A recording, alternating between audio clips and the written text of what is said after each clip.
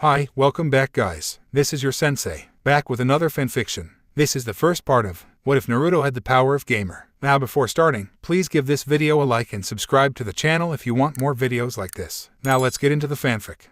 In hindsight, the answer was simple. I was here because I wanted to be. I could see it, clear as day. After all, what kind of psychotic idiot would choose a life like this one? Me, of course. I died that day. I died from a head wound, or bleeding out, or shock, or the half-dozen things that went wrong with my decision to introduce some excitement into my relationship by tandem diving.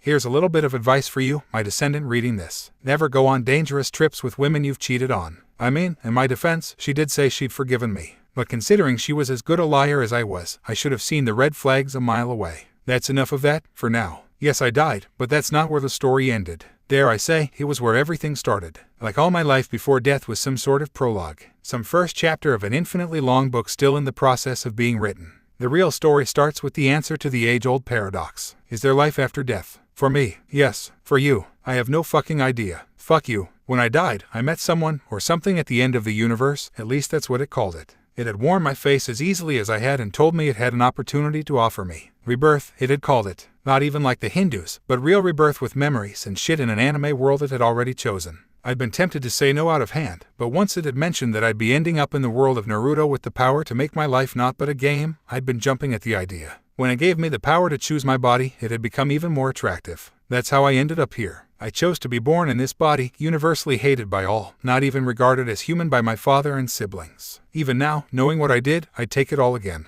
The options had not been numerous. The titular character had way too much attention on him from the beginning for me to think that a romp in his body wouldn't land me in a cell of some sort. Besides, he was integral to the plot. The same plot I intended to take full advantage of at some point. Fucking around in the body of Naruto Uzumaki guaranteed that everything I knew would happen in the anime would never even happen. In a similar vein, the members of the Konoha 9 were similarly crossed out. Not like I'd ever even considered any of them not named Uchiha Sasuke in the first place. Uchiha Itachi was a no-go, and considering I wasn't going to be one of the two surviving members, there was no chance I'd accept reincarnation into a clan with the Grim Reaper knocking on their door. Neji Hyuga and Rock Lee, the other characters from a similar enough generation, were ruled out quickly as well. One had a glorified slave brand on his forehead, and the other couldn't use chakra or do much ninja bullshit. Hell no. In the end, my choice had to logically be my favorite character. Was there some bias? Of course, a fuck ton. Gaara had as many reasons not to go for him as any other of the characters, but he was my favorite, so fuck that. My game, my rules. I was reborn in Gaara at the moment of childbirth, and before I even heard the words of Shukaku, the one-tailed raccoon, a notification came in that gamer's mind had silenced his voice and his influence. It had been a risk, but after I confirmed with the being at the end of the universe, I'd been sure as I could be that gamer's mind would work in suppressing the tailed beast's psyche. If it hadn't, I'd have been fucked and stuck using my one elective course on psychology to try treating a millennia's worth of insanity. Not a fun outcome at all. My stats had come in then, and I'd been blown away. Gaara's body was legitimately perfect. Shukaku had been sealed in him while he was in the womb. This body had grown and developed to fit the chakra of the tailed beast.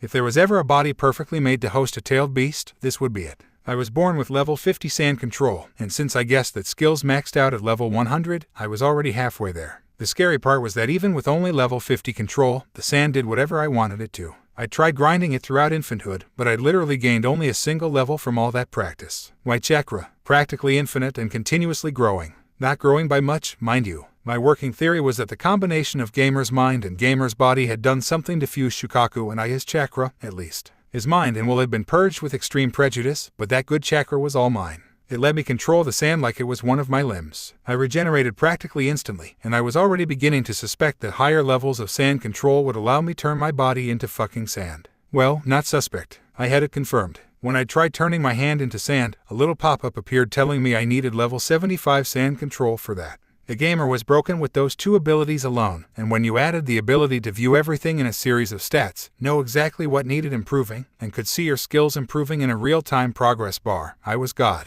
Not yet, but soon. Sage of 6 paths. I'd fuck him 7 ways to Sunday eventually. I'd come into this world 6 years ago, and today was the day I took my first step into the wider ninja world. I'd be joining the academy. Yashimaru had been really cute when he raised the idea like I'd had any other choice. He'd made it seem like it was up to me to make the decision, but I'd never delighted in self-deceit. For all the power I had right now, any Jonin could fuck me 7 ways to Sunday, so my cage father was so far above me it wasn't even something to consider. If I'd ever said no, I'd have been made to attend one way or the other. Besides, I wanted to be a ninja. I loved power, and my desire to be a contrarian shit wouldn't be getting in the way of that. Speaking of Yashimaru, he served as my primary caretaker as from the moment I'd been weaned, I was kept separately from my family and raised by the Chunin, constantly surrounded by Anbu that didn't even bother to hide. I could see why Gaara had been so insane in the anime.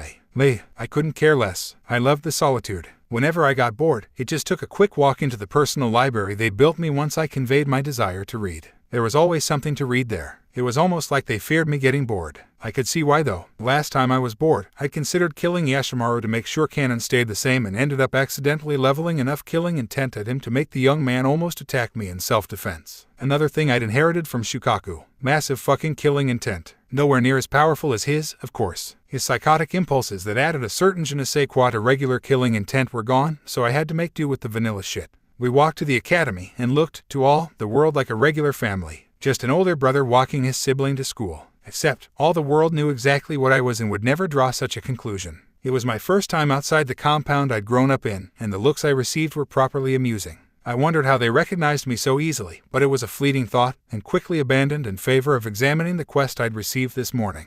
The first quest I'd gotten in 6 years. I'd just woken up and saw it floating right in the center of my vision. Quest, graduate the academy in 1 year. Rewards, 10 stat points, 20,000 XP. Not being in the academy. Penalty, 5 years of the Suna Academy. I'd considered rejecting the quest immediately. Graduating in 1 year was a massive middle finger to canon. I mean, at least I thought it was. It was unknown when Gaara actually graduated the academy, and wasn't particularly relevant to anything, but the fact was that there was no way I'd be remaining a genin for 5 years if I graduated in 1. I'd be fucking with canon, and bad things happen to ninja who meddle with canon, Harry. But on the other hand, could I spend 5 years around a bunch of children? Maybe. That's why I decided to hold off on accepting or rejecting the quest till after my first day. Welcome everyone. This is your first day at the Sunagakure Shinobi Academy, and for this year, we'll be covering reading and writing, along with basic arithmetic and physical exercise, the teacher said as she handed out the syllabus booklets. Syllabi more like, since they'd not bothered to separate the outlines for each individual year. Looking through everything, I quickly clicked accept. I was not going to spend 2 weeks of my life on addition. It would not happen. Of course, after accepting the quest, I realized that I had no idea how to apply for quick graduation. Well, that's a massive oversight. In my defense, nothing. I had no defense. The lack of forethought was disgusting but not unexpected. This is exactly the kind of decision-making that had me making a sex tape with someone who very much wasn't my girlfriend and leaving it on my unlocked phone. Luckily, my problems were solved when the teacher asked those who wanted to test out of the first year to wait behind. I sat still, along with 3 other children, and tried my best to ignore the looks they kept shooting me. None of them, not even the Chunin teacher, were able to hide the fear they felt of me. She actually tripped as she walked over to the end of the class to hand me my question paper. I guess now that they were stuck alone with me without the safety of numbers, their fear was skyrocketing.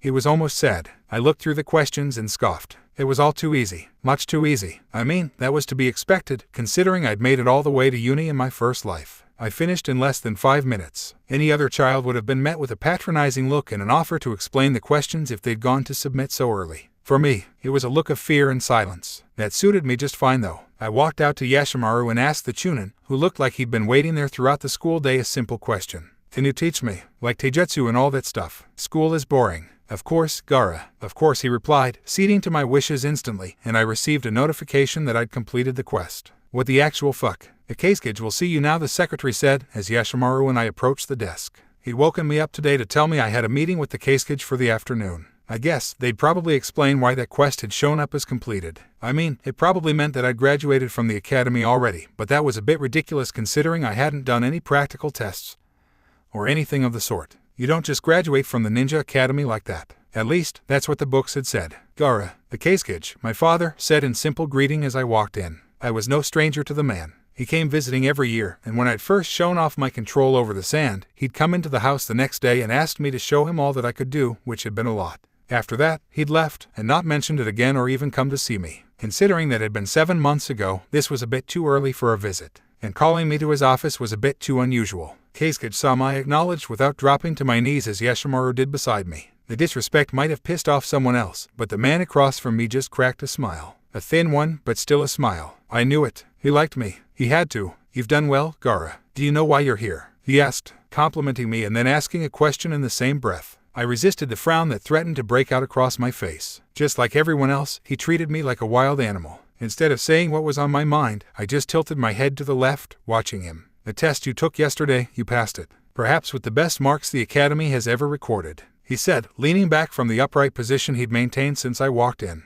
I was careful to relax my posture in mimicry of his own. I had to show myself to be easily managed. They kept me around because of that. They gave me freedom because I showed them I was predictable and open to manipulation. His beige robes caught in the wind as he moved, and I watched as they moved in a distracting pattern. They were baggy, very baggy on him, like most clothes and soon tended to be. The heat was too bad for anything else, and just like every other building in this desert, this tower was designed to maximize shade as well as manage access to the wind. During the day, the wind cooled us down. At night, when the desert chose to stir, it could flay the skin from your bones. I left my thoughts behind as I noted everyone in the office staring at me. I just tilted my head further. Yashimaru, the one who understood me best, repeated what had just been said. The Kazekage said, "You've graduated the academy completely, Gaara," he said, and I turned to my father, eyes wide. "Yes, you passed all the academic requirements to graduate, and I have personally judged your ninja skills to be good enough to be recognized as a genin of the village hidden in the sand." He paused, waiting for some sort of reply, and I nodded to show that I was listening. He just picked up a headband on the table and tossed it at me. My sand moved of its own accord and caught the band in its grip before moving it towards me. I felt a cold sweat break out across my neck after that. Note to self, no letting the sand do its thing around trigger happy Anbu. It felt to me like I'd just narrowly escaped sudden death. "That is your headband. Wear it with pride," he said grandiosely before pointing to the left, and a man appeared in a blur of sand. "This will be your Jounin instructor, Baki. He is a ranked ninja of Suna and will be in charge of helping you achieve your full potential as soon as weapon." I just nodded at father's rant before giving my sensei an appraising look. He didn't look very different from the guy in the anime. Same curtain covering half his face along with the incredibly tan skin and everything. Seeing him here actually made me relax a bit. It's possible that Gaara did actually graduate in a year in canon. Now, just to figure out when I'm actually supposed to be offing Yashimaru to keep things nice and steady. From then, I quickly found myself in a training ground alone with my new instructor. Yashimaru had hovered like a hen until the Jounin had told him in no uncertain terms that he was to leave. "Gaara of the desert, do you know what you are?" The man asked me the question, and I just stared at him like he was an idiot. At least I stared at him until I felt something slam into my midsection. What the fuck? I couldn't see straight. My sand was everywhere. When I came to, in what might have been a minute or 10 hours, still clutching my stomach in pain, I found myself in a dome of sand. Of course, impenetrable defense, my left butt cheek. "If you're done with your tantrum, get out of there. We'll have words." The psychotic ninja's voice sounded out from outside the dome. I dispersed the dome, allowing the sand to fall to the ground and turning to the idiot with a snarl building on my face. "What the fuck was that?" I said, my voice coming out in barely more than a whisper. "Good, you can talk. They told me you don't like to. That was your first lesson. When I ask a question, you answer," he said with a smug smile on his face. Sand took over my vision, a tendril of it heading straight for him and the rest of it moving to the left, where I felt he was most likely to dodge. Once again, my midsection exploded in pain. Fuck. This time, I was barely able to keep the sand in control. "Good, you can learn. I asked you a question, but I'll give you the answer. You, Gaara of the desert, are nobody. Nothing but a weapon for Suna to wield against her enemies and discard when its usefulness expires. That is the answer to the question. I am here to turn you from a useless weapon into a useful one. I am not your friend, I am not your brother, I am not your teacher, I am your blacksmith. And I'm going to turn you into something useful or you'll die trying." I just stared at the psycho. What the fuck is this? Canon didn't mention anything about Baki being insane. Now, we move to the first lesson, Taijutsu. You have no ability with the art, and without it, you have little utility as a weapon. Follow my movements exactly. If you fail, I will know and I will punish you," he threatened with some cruel mockery of a smile on his face. "Okay, I amend that. It wasn't a threat. It had been a promise." He showed me the basic katas for the Suna basic Taijutsu, a series of punches and kicks and grapples. Whenever I fucked up, my midsection exploded in pain. I checked my HUD after the third punch and was shocked to find out that the punches weren't actually doing much damage to me, and what little damage they did was healed in seconds. I just had shit pain tolerance. Like zero. None of it. How do I know? After the fifth punch, I got a new skill. Pain resistance, at a beautiful level 1, and after a day of training with Baki the Psycho, as he'd forever be known in my head, it had gotten up to level 5. "Good, you can learn. Practice those katas for the rest of the day. Tomorrow, we will spar, and when you disappoint me, you will know pain." He just said and disappeared in what I guessed to be a shunshin. Fuck. I slumped and just lay in the sand for a few minutes, watching my stamina bar refill. Speaking of, I'd received a few notifications. Let's see the stats. I'd gained 2 levels yesterday, so things were looking comfortable. Status, I said to myself in a whisper. Name, Gaara of the Desert. Age, 6. Level, 3. Title, Genin of Sunagakure, Jinchuriki of the Ikabai. Chakra capacity, 20,000 divided by 20,000. Stamina, 100 to 120th. Strength, 15. Dexterity, 12. Endurance, 59. Durability, 19. Intelligence, 42. Stat points, 20. Perk points, 1. Skills, Taijutsu, 11. Ninjutsu, 25. Jinjutsu, 2. Sand control, 50. Pain tolerance, 5. Chakra affinities. Wind, 25. Earth, 25. Most of my skills were simple bonuses from being the Jinkairiki to the One-Tails. Without that, I had shamefully little to boast about. Before today, at least. With a sensei at hand, even as much of a bastard as Baki was, I could see myself beginning to improve already. Taijutsu had gone from level 1 to level 11 in only a single day, and if my hunch that skills maxed out at level 100 proved itself to be true, I'd just gone 10% of the way in a single afternoon. Enough thinking though, my stamina bar showed it well. I wasn't really tired. I just felt like I should have been, and that was enough to make me want to rest. Contrary to what the name might make you think, Gamer's Mind didn't actually give me the mind of a gamer. It only gave me a mind immune to foreign influence. Lovely for fighting against pesky Uchiha and their Jinjutsu fuckery. I only had the other 500,000 hacks abilities Kishimoto gave them to worry about. Thinking of the fucking Uchiha made me think about Akatsuki, and that was enough to motivate me to get off my arse and continue the kata. I doubted the organization of 10S ranked ninja would be willing to just peacefully fuck off once I told them the Ikabai, or most of it, at least, was gone. Gamer's Mind was thorough. All that remained of the once omnipotent tailed beast was the barest echo of an echo locked within my seal. I'd checked. My best theory was that once I arrived here, Shukaku had tried to completely overwhelm and break my mind with all its power, and Gamer's Mind just turned it to nothing. There was no real way to verify one way or the other, so all I had were assumptions and guesses. Without Becky here, it was even easier to go through the katas. I didn't make a single mistake the first time I tried it, and all the other times were just to burn them into muscle memory. Some part of me was beginning to suspect that the bastard Jounin wasn't only punishing me when I made mistakes. At the end of the day, I was forced to return home by the darkness of the night. My HUD showed that it was getting to 11 p.m., and knowing that if I didn't get at least 5 hours of sleep, I'd end up with a sleep-deprived debuff, so I decided to call it a day. Taijutsu had only gained 2 extra levels. "Are you okay, Gaara?" Yashimaru asked, eyes searching over me as I walked into the house, probably looking for any signs of damage. I just waved him off, declining the offer to eat dinner and making my way to bed.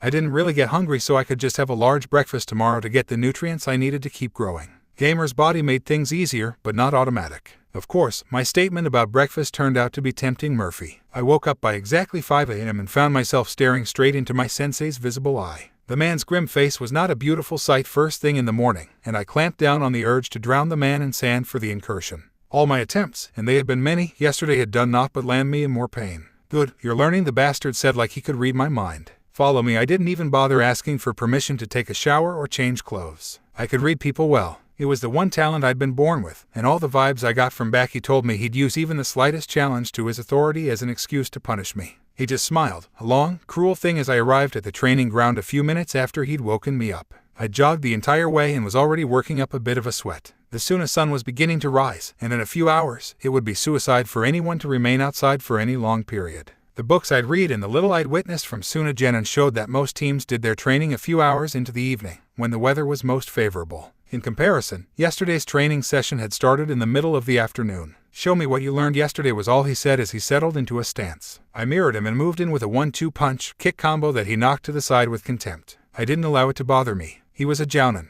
I just started learning taijutsu yesterday. Of course he'd be much better than me. He was content to remain on the defense, so I went through all the katas I learned yesterday and then some. I tried improvising different combinations, and got to feel by myself what would work and what wouldn't against a real sparring partner. An hour in, down to the minute, if my HUD was correct, the bastard switched things up. He went on a total unrelenting attack, and it took all I had to survive the onslaught. The fucker was ruthless. Even holding back as I knew he was, his punches still hit like trains, and his blocks were solid as steel. After I tried blocking the first punch, I never made that particular mistake again. We kept at it until I suddenly clutched my midsection. The pain was every bit as terrible as the first time, as I struggled to see through the tears that had automatically flooded my eyes. "That's enough. Now, we will focus on chakra control. I've been told that you have no training on the subject," he said, backing off from me and plopping down on the ground in the lotus position. I followed his lead, doing my best to ignore the quickly vanishing pain. Follow my lead and do what I do. Close your eyes. Feel within yourself. Don't search for it. Let it find you. I did my best to follow his instructions, and I was welcomed by a completely new sensation. It felt wholesome and complete. It felt like I'd been missing something my whole life. Like everything before now had been monochrome, and then suddenly I could see color. Everything just became more colorful, more vibrant, more beautiful. Life just became life. The Kazekage. 2 months Baki. I have given you Gaara for 2 months, and what have you achieved? I was close to screaming at this point. The man was prostrated on the ground before me, trying to explain what he had done for 2 whole months. His taijutsu is impressive, my lord. He learns at a speed I've never seen before. He learns, and he doesn't stop. He's well paced to become a taijutsu master beyond all in the village by the time he turns 10. The jounin said, clearly trying to divert my attention. Gaara is the Ikabai Jinchuriki. He is Suna's weapon. His taijutsu is meaningless. Teach him to use those chakra reserves for something beyond physical enhancement, or I'll find someone who can. Don't test me, Becky, I said, ending the conversation before rethinking things and adding one last bit. And Becky, I asked. The ninja, not having gotten up from the floor, met my eyes with him and I flooded the room with all the killing intent I could safely muster within the village. Gaara is Suna's weapon, yes. He is also my son. Your training methods are not appreciated. Dismissed. I couldn't outright stop him from training his own genin how he wished. I'd have a rebellion on my hands nearly instantly if I tried to do something like that. The ninja of this village cherished nothing more than their independence. I turned away from my desk and looked out towards the village. We were still surviving for now, but definitely not thriving. The idiot of a daimyo had begun sending out for foreign ninja for missions, and advising the rest of the court to do the same. He thought this would bring us to heel, bind us closer to him after he starves us out. I'd never seen such stupidity in my life, but the daimyo's foolishness was still beginning to hurt us. Clients were beginning to dry up. Not just the daimyo and his nobility, but even the merchant class of the Land of Wind were beginning to reduce their requests for aid and rely more on foreign shinobi to complete their missions. I had to do something, and soon. Sure, we could survive a few more years before things truly become untenable, but what kind of cage would I be if I didn't solve the problem before me as it stood right now, especially when the solution was so easily in sight. The next Chunin exams will take place in Kyusa, yes. I asked my secretary to make sure. Yes, my lord, she replied, and I nodded, beginning to mull things over in my head already. The exams were 4 months away, and Gaara was already showing skills beyond the best of our Chunin. His taijutsu was something else, excellent for his age and only held back by his body. His use of the Ikabai's gift was also spectacular. He could control the sand almost as well as I could control my gold dust. 4 months was more than enough time to ensure he could dominate the exams. Total and complete victory on such a wide stage would neatly put our problems to rest for the short term, allowing me to come up with a longer-term solution for the daimyo's foolishness. I stretched out my hand, allowing the sand to mimic my motions, moving from shape to shape as Rasa had taught me last week. After 2 months with Baki focused only on taijutsu, Rasa had begun to show up and help me with my sand. He gave me exercises and goals to complete. Everything he asked me to do was done with ease, but the more things he asked for at the same time, the harder it became to maintain. With how things stood, I suspected that the first 50 levels gave me total control over sand, but the true multitasking I needed to take things to the next level would be found in the next 25. In that same vein, I suspected the last 25 levels of the skill would center around transforming my body into sand itself and learning to fully transform into the one-tailed raccoon. Fuck, I could already drool at the awesomeness. Even with Rasa's attention though, I still spent most of my days with the bastard. We didn't focus on taijutsu as religiously as we used to. Instead, we switched things up and were now working on nature transformation and chakra control. My wind nature had already gone up 4 levels in the past few weeks and I'd learned a fuck ton of jutsu in the relatively short period. I'd thought jutsu had to be difficult to learn, but with the power of the gamer, it was easy as pie. I just had to perform the jutsu successfully once and then the jutsu was counted as learned. All I had to do was then train my mastery of the jutsu itself over time to increase its effectiveness and efficiency. Speaking of jutsu, I moved my sand into a barrier to block the wind breakthrough that Baki sent at me from the left. I kept a careful eye on the sand that was still going through shapes as it was supposed to. The first time Baki had tried a surprise attack like that, I'd fucked up the exercise because of how surprised I'd been and been forced to start the entire thing again to appease the bastard. Now, it was just part of the daily training. Speaking of training, I moved part of my chakra in a specific pattern, trying to use one of the few original jutsu I had in my disposal. The sand clone formed out of the ground beneath me, only to fall apart at virtually the last second. Fuck, sealless jutsu is still beyond me. I grinded my teeth together at the thought. Sand was easy. I could control sand.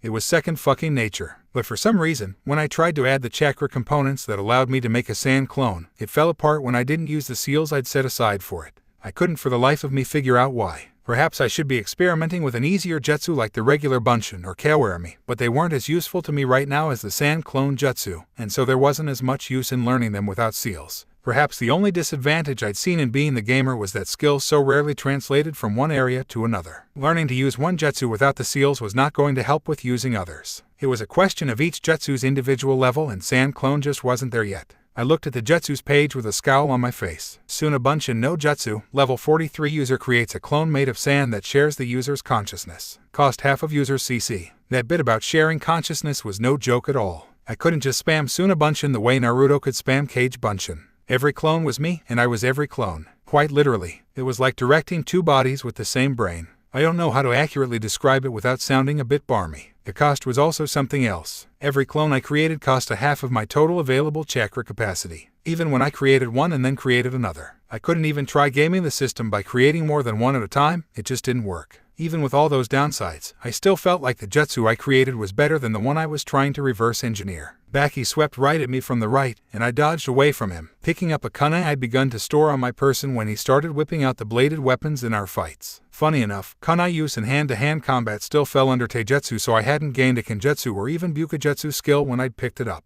His first attempt to kick my head off my head was denied as I dodged backwards again, taking a deep breath as I forced my hands to form seals around the kunai clutched in my left. Tiger, ox, dog, rabbit, snake, I mentally recited to myself as my fingers contorted themselves into the strange movements I'd been forced to get used to over the last few months. Wind release, great breakthrough, I thought to myself in the space between taking a deep breath and preparing to exhale. This jutsu shared similarities with the great fireball jutsu those Uchiha fuckers were so fond of. It was a C-rank jutsu at base, but with the right amount of chakra and skill, there was literally no limit to where one could take the move. With a literal nuclear reactor in my gut, all I had to do was stoke the winds I'd inhaled with all the power I could safely add and exhale a fucking hurricane. The winds blew apart everything in front of me, picking up the sand that had sat peacefully on the floor and creating a literal sandstorm. The jutsu was only level 40 so far, but with this much power already, I didn't mind the slow progression. I searched the area around me for the bastard. A quick check with my senses told me he hadn't gone underground. Not like anyone would be stupid enough to try anything like that against me in the middle of the fucking desert. Not even being a fucking Jounin Boogaman would save the bastard if he immersed himself so deeply in my domain. I dodged to the left, relying on instincts I'd built from practice sessions, and found myself dodging right into a massive left hook. The punch sent me spiraling, seeing stars. Fuck, level 17 pain resistance, and every hit still hit like a tank and hurt like a motherfucker. At this point, I was beginning to suspect that he was accounting for my growing pain resistance and modulating his strength to make sure every hit hurt as much as possible. It was just the kind of assholery I'd come to expect from the bastard. The wave of sand I'd instinctively sent at him had done nothing but slow his advance by a few seconds, and our taijutsu dance began anew. The better I got at the physical combat that marked taijutsu, the more enjoyable these were. I leaned out of the way of a punch, jumping and using my smaller size to my advantage to stay ahead of his lumbering hits. My kunai remained clutched in my hand as I took swipes and stabs at him whenever he slowed his attack for more than a second and gave me room to attempt countering. It was annoying how easily he fended me off, but still fun. I could no longer feel myself getting better as easily as I once did, but it was still there. I felt something when I changed how I punched or blocked or dodged in minute ways. Being the gamer was actually a fucking headache. The question of whether growing in levels would give me skill or whether growing in skill was the only way to level up was like a chicken or egg question. It was nearly impossible for me to pinpoint whether I learned things on the go and that helped me level up particular skills, or just leveled up skills and suddenly gained the knowledge required to use them better. It was all irrelevant though, as I got hit by another moving train and dove straight into the ground. The amount of time I was allowed to spend in the ground was limited to 30 seconds. The bastard's face when I'd submerged myself and refused to come out had been the most hilarious thing ever. I gathered the sand around me and lashed out at him. He dodged away from the grasping tendrils, and I had the sand shoot me out straight at him. Fuck, I definitely didn't think this through, I thought to myself as I sailed through the air uncontrollably. I'd underestimate the power my sand could have as a platform, especially when enhanced by wind release chakra. I flew at a speed beyond what I could even keep up with and didn't stop until I flew straight into a fist-shaped brick wall. I felt my body fold around the punch with the kind of detachment that only came with the most extreme forms of pain. I felt nothing but pain, and nothing at all in a few seconds. Fuck, that was just brutal. I don't need to tell you that that was a monumentally stupid idea. I'm surprised you could come up with such stupidity on your own. I ignored the bastard's voice ringing in my ear as I coughed and tried to find my feet. That is enough for today. Practice the other jutsu I gave you to work on.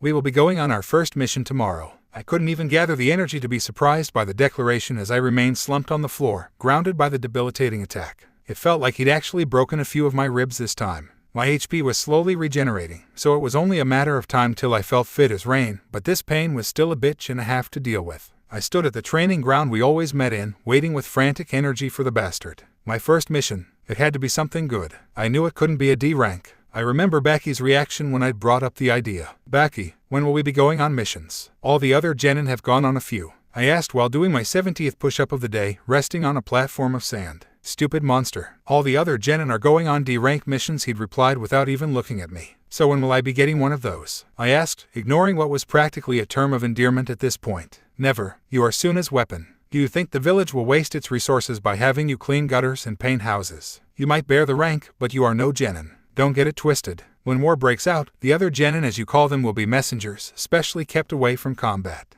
Where do you think you will be? He asked, his tone getting into that unique flavor of disdain that I'd become accustomed to hearing from him. Right in the thick of it, I imagine, I said sarcastically. Indeed, the higher-ups will toss you at all the most dangerous enemy shinobi until you kill them or they kill you. That is the sum of your worth, Gara of the desert. Maybe if you kill enough enemy shinobi, the village might even mourn you for a day before replacing you. Well, aren't you just a ball of sunshine? I tried to inject as much venom in my tone as possible. Fucking bastard. After that conversation though, I'd removed the thought of missions from my head and instead focused on getting better as quickly as possible. I had no doubts that Suna would place me right at the front lines in any conflict building between the villages. They wouldn't even hesitate to unleash the Ikabai if they felt it would give them the slightest advantage over the other villages. That's why, every day I went to bed with the thought that I still wasn't doing enough in my head. It's why I trained from dawn to dusk in the burning Suna sun. It's why even now, I train. Almost as if on schedule, I gained another level in chakra control. I paid little attention to the beads I was sending running around my palms with chakra alone, doing my best to both train my ability to focus on multiple subjects at the same time as well as my chakra control itself. It was good, hard work. I am the gamer. For me, hard work means more. I can see the fruits of my labor in real time.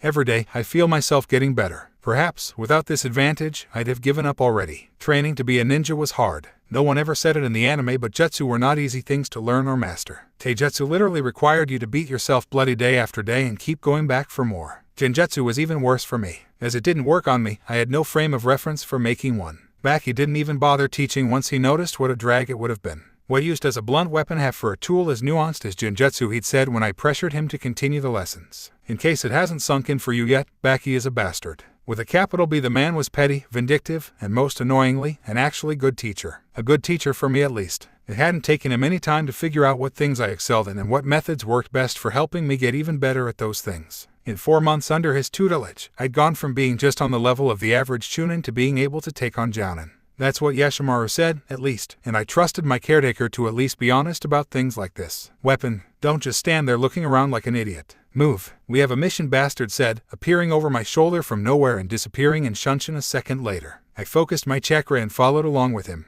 My Shunshin was nowhere near as good as his, but for a straight line within the village, following him was not difficult in the slightest. The jutsu worked in 2 ways. It created a corridor of chakra, eliminating things like air resistance and friction for the moving shinobi, while at the same time, giving the shinobi a boost like being shot out of slingshot. Because of that, following someone else's Shunshin was easy enough. You just had to search out those corridors of chakra that marked the jutsu's path. The bastard hadn't even taught me about that tidbit. He just kept following me when I used the jutsu during our spars until I figured it out. It was another one of his teaching tactics, letting me figure things out for myself while punishing me when I failed. Effective, but brutal. When we arrived at the village gates, we were met with a procession of carriages. The bastard had waited for me and began to speak as we walked forward. Our mission is to escort the Lord Chijiri on his visit to his cousin in the land of water. His safety is trusted in our hands, so we must not fail in this. I just nodded as we walked, not even commenting on his strange lack of insult in the entire sentence. I'd have expected to be called an idiot at least 3 times in that sentence. I guess he had to shape up around clients. You must be on your best behavior. Lord Chijiri is aware of your nature and your behavior will reflect on Suna. You must not show us as a village incapable of controlling our weapon.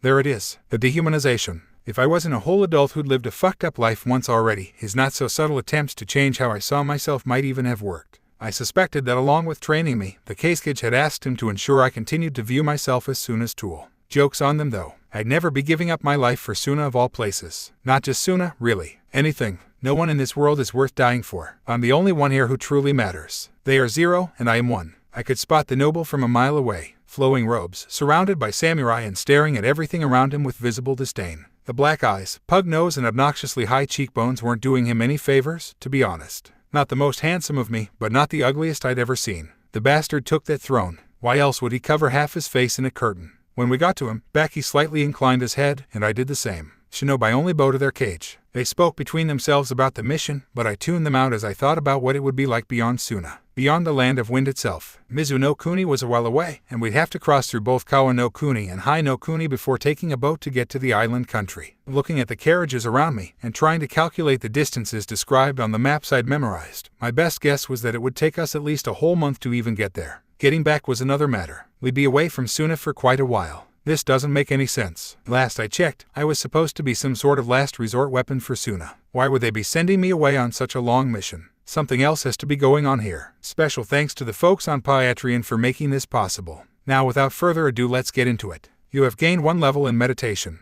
The system flashed at me as I leaned out of the lotus position before standing up and beginning to stretch. We'd been on the road for 6 days now, and this was one of easily 100 such stops we'd made in that period. For some reason, Lord Chijiri was intent on stopping the procession at every minor opportunity to either have lunch, laze about, or even just enjoy the night breeze. Traveling in the desert was inconvenient, and the noble didn't seem to realize that the longer he made us spend here, the longer he'd be spending in the desert that he seemed to loathe with all his being. The entire thing was just a mess, and taught me that bodyguard missions had to be the absolute worst. And the worst part was that since we were supposed to be protecting a client, I couldn't even train to my heart's content. That didn't stop me from practicing taijutsu with my clone or even meditation, but anything too flashy or likely to exhaust me had been banned by the bastard. Even in this, he was determined to make my life here. I'd understand the rules if he put them in place when we got to Kawa no Kuni or even Hai no Kuni, but this was still Kei's no Kuni. We were still in friendly territory, and he seemed to be keen on making me waste the opportunity. My young genin friend Lord Chijiri called from his carriage as he was being bustled in. "Would you care for a game of shogi?" I just nodded at him, making my way into the carriage to join him. Fucking Baki, fucking Kazekage. Do not get it twisted, our missions here are different. I am to safeguard this carriage, a mission you are thoroughly unsuited for. You, however, will be entertaining Lord Chijiri. He has a known preference for humans your age. Maybe he'll even mistake you for one. The bastard sneered down at me. If I wear a sild, I might have even missed the subtext of what he was saying.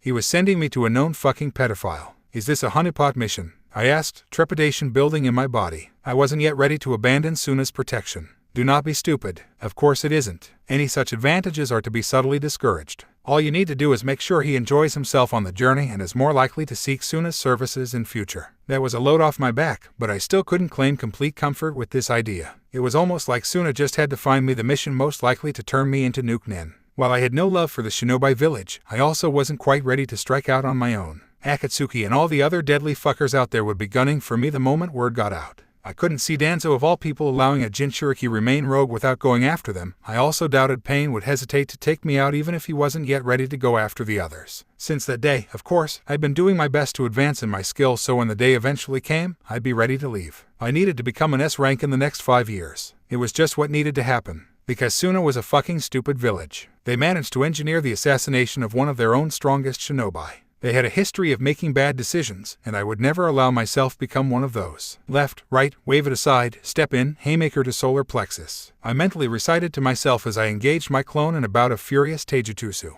After our client displayed an interest in watching me train, Baki had been more willing to lift some of the restrictions placed on me when the mission started. So now, I was allowed to work on some more interesting things like taijutsu and even minor ninjutsu. Of course, I couldn't do anything too likely to exhaust me or cause damage to the carts or even scare the civilians and their camels. Yes, you heard that right. Camels. The very first time I ever see them, and I'm not exaggerating when I say those things are fucking glorious. Just aggressive trolls in every respect. In 9 days of traveling, they'd already managed to cause 7 injuries to their minders. I'd fallen in love with them when one bit off a minder's ear in the middle of an attempt to calm it down. Turning my mind away from all that, I returned to the battle at hand. My clone couldn't truly think for itself since we were connected, but training with it was still good when it came to taijutsu. The goal wasn't to surprise myself with shocking moves or tactics, but to experience what it was like to fight myself, and study my own attacks and defense from an outside perspective. I'd already fixed a few holes in my defense in the last few hours of training. They weren't a lot since I was still at the same level of myself and couldn't train myself the same way Baki could, even if I was beginning to suspect that I'd soon reach the limit of Baki's own ability to help me get better. After all, he'd as much as admitted that he was no taijutsu master, and from what I'd seen with all the training Chunin I'd gotten to watch, I was already better than they were. I was probably knocking on the door of Jounin level. I guess that's the power of single-minded focus on a single field, a Jinchuriki's endurance and healing factor, as well as the power of the gamer. I dodged out of the way of a wave of sand and continued my barrage of my clone.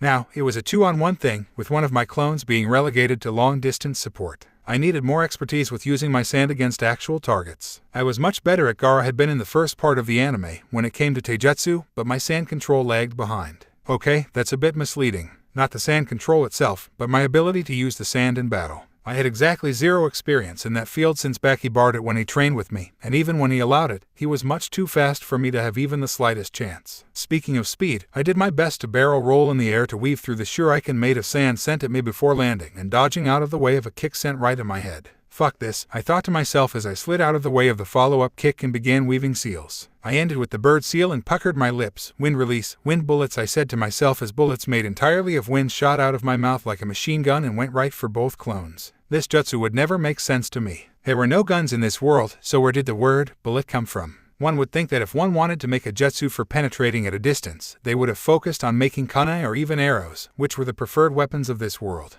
How did bullets even come into the picture in the first place? The thought left me as quickly as it had come, as my attack was blocked by a wall of sand. I took in a deep breath and weaved even more seals. My great breakthrough scattered the wall of sand into the wind, creating a sandstorm that surrounded the three of us. At this point, I was beginning to suspect that Baki would not be pleased at the end of this. He hadn't banned ninjutsu as a whole, but I had a feeling that the great breakthrough was one of those jutsus he'd intended me to avoid using. Well, serves the bastard right for not being more specific with his words. What it likely to cause damage to the carriage or delay our travels even mean in the first place? Nothing useful, that's what. I covered the ground between us, using the sand in the air to feel out my clones' locations as I made my way to them. The taijutsu clone swept in with an axe kick from above. I just made a shield of sand block his attack. He pushed off, using the sand as a platform and moved backwards until he was caught in another platform of sand. He pushed off that one, heading straight at me like a bullet fired from a gun. I used the sand beneath my feet to drag me backwards, away from the attack, and fired a gust of wind from my mouth to disperse a tendril of sand seeking to wrap itself around me. I smiled at the fact that I'd managed to do it seamlessly, gaining a level in wind nature for my trouble. I moved in for the ninjutsu clone, dodging around some more shuriken made of sand and trying to get in for close combat. Of course, the taijutsu clone just had to interfere at that moment. Finally out of the land of wind. When I observed the borders between the two countries, I almost cried. We lived in a land of endless sand, wind, and hardship, while just across the border laid water. The land of rivers was named aptly, even just a kilometer away from the land of wind, and I could see bountiful grasslands only broken up by streams and rivers that stretched as far as the eye could see. My eyes, at least. I didn't have the best eyesight out there. I wanted nothing more than to just jump into one of the streams and enjoy the abundant water supply, but a stern look from the bastard stopped those thoughts in their tracks. We kept moving for a few hours before we finally stooped. The land or rivers was quite a bit smaller than the land of wind. It would only take us a week to make our way through the entire country at our present speed. The weather here was also so much more palatable. Not like the heat of the desert had been too debilitating for me with my durability, regeneration, endurance, as well as the benefit of being used to it from living there all my life. Here though, everything was so blissfully cool and the nights were shockingly warm. Even the very air was different. It was moist in a way the air in Kase no Kuni could never have been. I would have felt right at paradise in this place if not for one key thing. The sand. Don't get me wrong, Kawa no Kuni had more than its fair share of sand, but that still was nowhere near as abundant as it had been in the deserts I'd grown to call home. Without the ability to feel through the sand around me, I felt a bit blinded. That wasn't even the full extent of the situation. If it had been, there wouldn't have been much to truly complain about. The sand here wasn't just less abundant, it was also different. The moisture in the air enriched the sand itself. Sand here wasn't as loose and coarse as the one I was used to. It was more packed, more smooth. I could control it just fine, but it seemed to perform every function a bit worse than desert sand. It moved slowly, sluggishly, and hit too softly. It was heavier, so that meant it had more mass to work with, but that also made it move slowly. I had to put way too much focus to get it to hit with the same kind of force I could get at will with desert sand. Being in Kawa no Kuni finally answered the question I'd always had when I watched Gaara in the anime. Why the gourd? I mean, he could control sand, and sand was everywhere, so why did he need to carry his own sand with him? I guess the answer was in the quality. Desert sand was more useful for pretty much everything combat related, so he carried it around by himself. Fuck, my outfit of a pair of combat pants and a shirt did not lend itself well to having such an addition to my clothing. Besides, where would I even get a gourd at this time? I guess I could make one for myself, but did I even want one? The utility was undeniable, but it seemed more likely to make things inconvenient for me. A gourd would make taijutsu much harder by getting rid of all my flexibility and much of my speed. Was it even worth the trade-off? I mean, I could go the middle ground and get something similar to what Gaara had in the Boruto movie, small gourds attached to each waist, but I suspected there was more than a little bit of fuinjutsu involved in making those things work. Fuck, just a few hours away from the land of wind, and I wanted to go back. I felt so naked out here. No sand, no defense. Fuck, I hadn't thought this mission through at all, and noticing the bastard staring at me, I turned to him with a significant look. Did he know? I see you've realized your foolishness. Sand out of Kase no Kuni is worlds different from the sand with Kase no Kuni. The desert is your home. It gives you your name. It's the source of all your power. Never forget that, he said, giving me a significant look before walking away, and I did my best to avoid showing my displeasure at his words. Now, I could see whose idea this had been.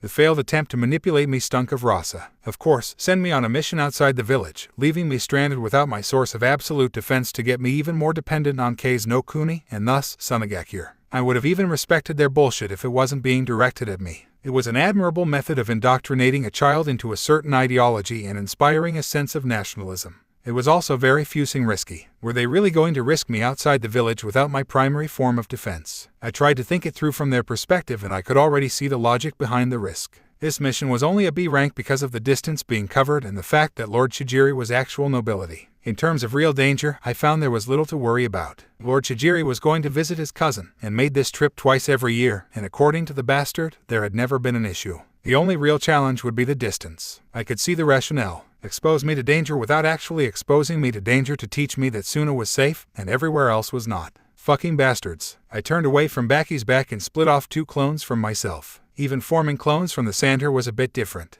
The moist sand lent itself well to being molded, so that was a bit easier, but the sand was still a bit heavier. In this case, it was actually a good thing since my chakra didn't have to do as much work in converting the sand sculptures into actual clones of me. Both clones joined me by the water and began to practice ninjutsu. Without sand to fall back on, I had to make sure my ninjutsu was up to par. There was more at stake now. If even the slightest thing went wrong, I could end up dead as a fucking doornail. That could not happen. I would never let it. Both my clones focused on wind release while I worked on earth release myself. As I kept using the jutsu, more and more things about my unique clone jutsu revealed themselves to me. For one, I could share consciousness with my clones, but they did have some consciousness of their own. They could make decisions and use jutsu, but I was still aware of every decision they made or jutsu they used and why. It felt less and less like I was one person in 3 bodies, but more like I had become 3 people in 3 bodies who shared a deep mental link. I don't think that description made much sense. All you need to know is that I experienced things as my clones do, and through some form of chakra fuckery, I wasn't going mad from the experience. That would not have been fun, to say the least. I went through the hand seals as the scroll depicted them. Ram, dog, ox, snake, I mentally recited to myself before saying out loud, earth release, earth wall, and slamming my hands into the ground, filling it with my chakra. Predictably, I wasn't able to create more than a small mound of loosely packed stone that only bore the most superficial similarity to an actual wall.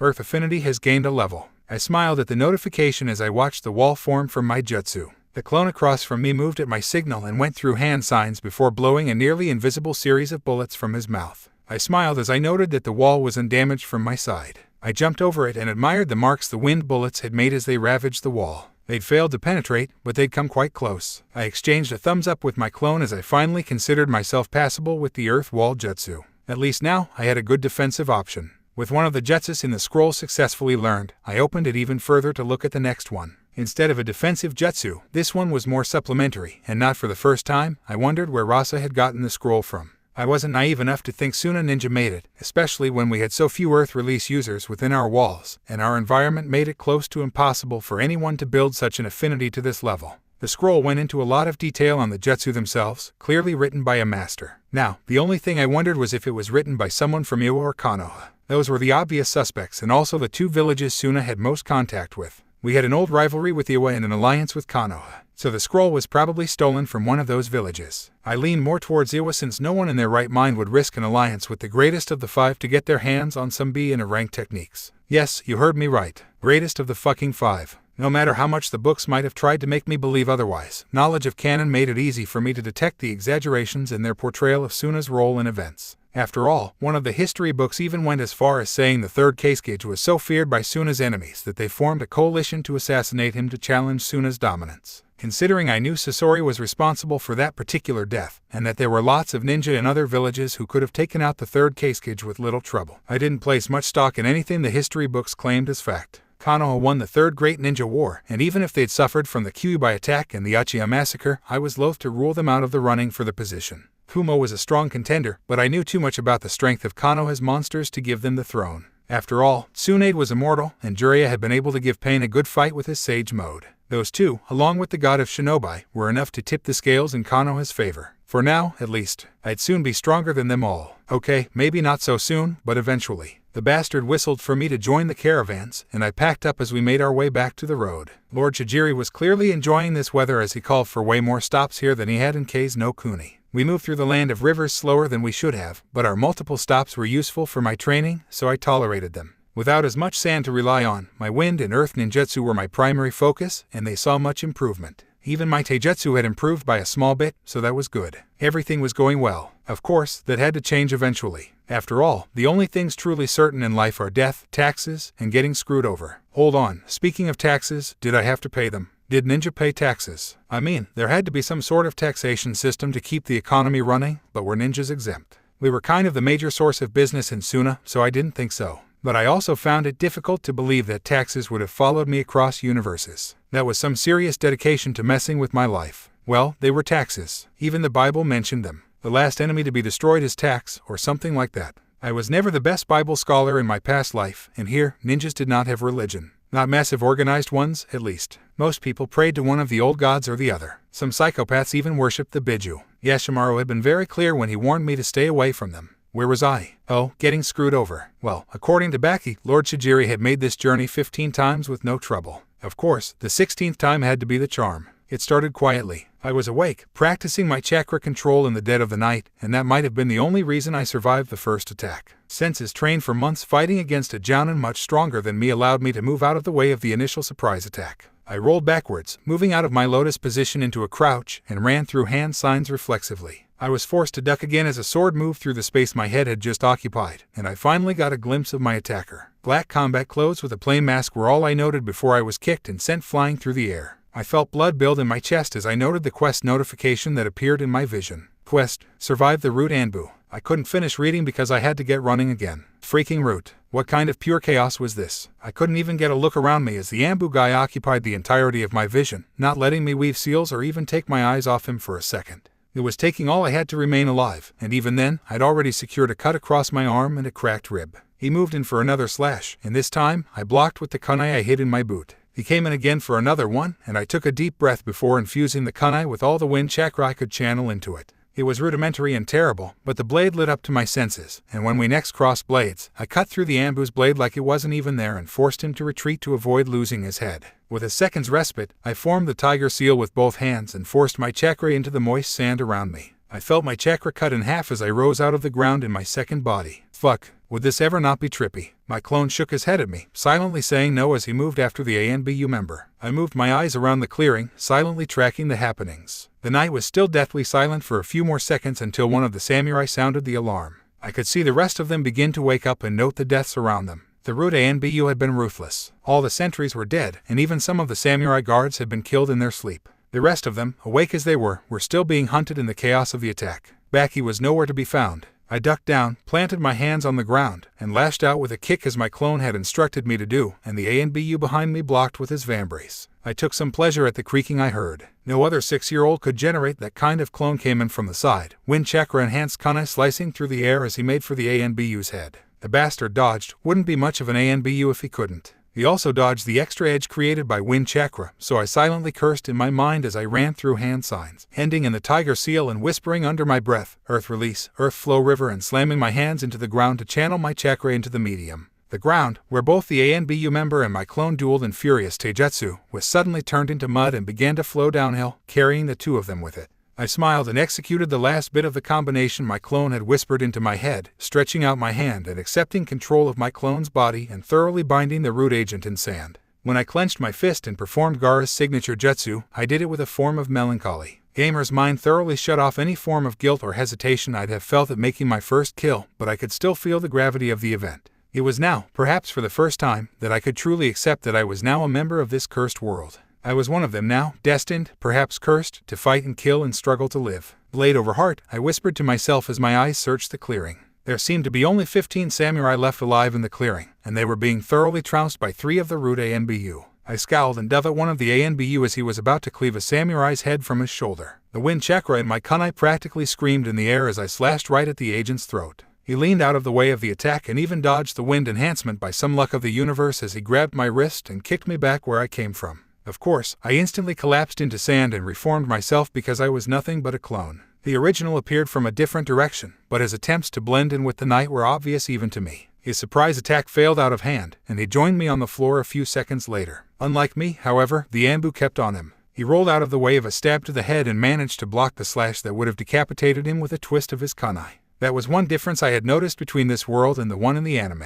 Throughout my training, Baki had taught me to always go for the head. It was the only sure target, and it seemed like literally every other ninja in this world learned a similar lesson. It made sense, I guess. Half the turnarounds we see in the anime would never have been possible if the attackers had just gone straight for the head out of hand. It was just common sense. I scowled as the original slipped up in his form a bit due to the panic he felt when his opponent's blade was suddenly lightning enhanced. If he were thinking clearly, he would know that wind trumps lightning and squash the fear he was feeling. Sadly, he wasn't. I guess even with the gamer's mind, killing someone was always killing someone. I turned and dashed across the floor, joining the original as we pressured the root Anbu. As we danced with our unwilling partner, I thanked Kami that we had spent so much time focused on Taijutsu. Literally any other discipline, and we would probably already be dead. With Taijutsu though, we were good, yes, but that wasn't the entirety of our advantage. We could also rely on being smaller than every opponent the Anbu had faced in a long while. It was taking the bastard time to adapt, and that was a lapse I used to my advantage. If he wasn't fully ready to deal with me, then I had to dispatch him before he got fully ready. The original spun in the air as he lashed out with an axe kick for our opponent's head, and I wove through our opponent's feet as I reached to slash his hamstring apart.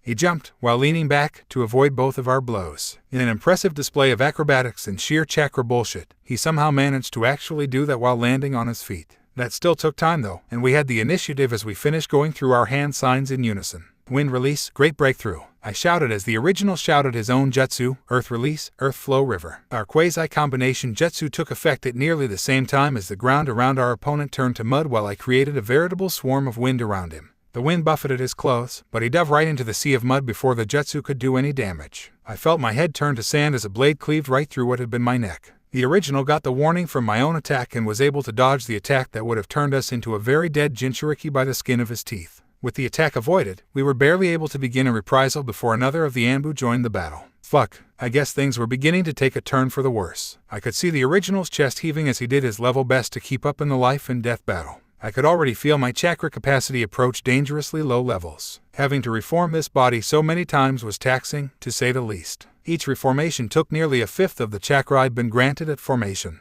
Let's not even get into the crapload I was spending on physical enhancement to even let me keep up with this battle. The original was definitely going to feel the strain from enhancing his muscles so much in the morning.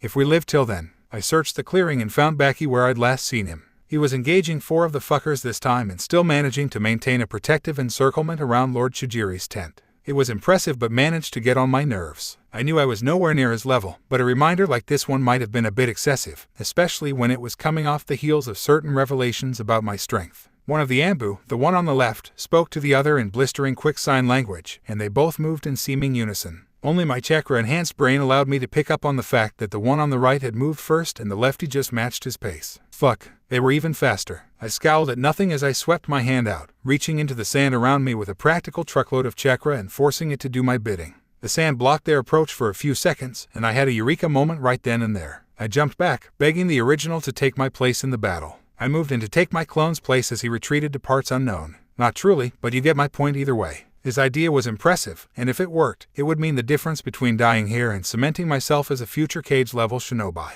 The first of the Anbu broke through the wall first, and he did his best to avoid engaging me on his lonesome. I guess they already figured out how deadly my taijutsu was. His efforts were for naught, though, as I was eventually able to force him to commit to a dance macabre with me as blades of wind and lightning flashed across the dark clearing. In my seconds of clarity, I found myself wondering why this was so easy. I mean, I knew I was strong, stronger than any 6-year-old had any right to be, but Anbu level. That was a bit of a stretch for even me to believe. Surely the combination of being the gamer and the Ikabai Jinchuriki couldn't just grant me so many advantages that I was rewriting what it even meant to progress as a ninja. The other root Anbu's success at breaking through removed my focus from that and forced me to consider other things, like how the fuck was I going to take on both of them at the same time, for one. The second consideration on my mind was whether the clone's plan was working. It seemed to be working, but it was a relatively slow process. Of course, that thought had me coming up with my own idea and sending it off to him. We both smiled in unison, as even though the root Anbu were beginning to put me on the back foot, for the first time since we entered the land of rivers, I was beginning to feel safe. I was beginning to feel like I could make it out of this unharmed.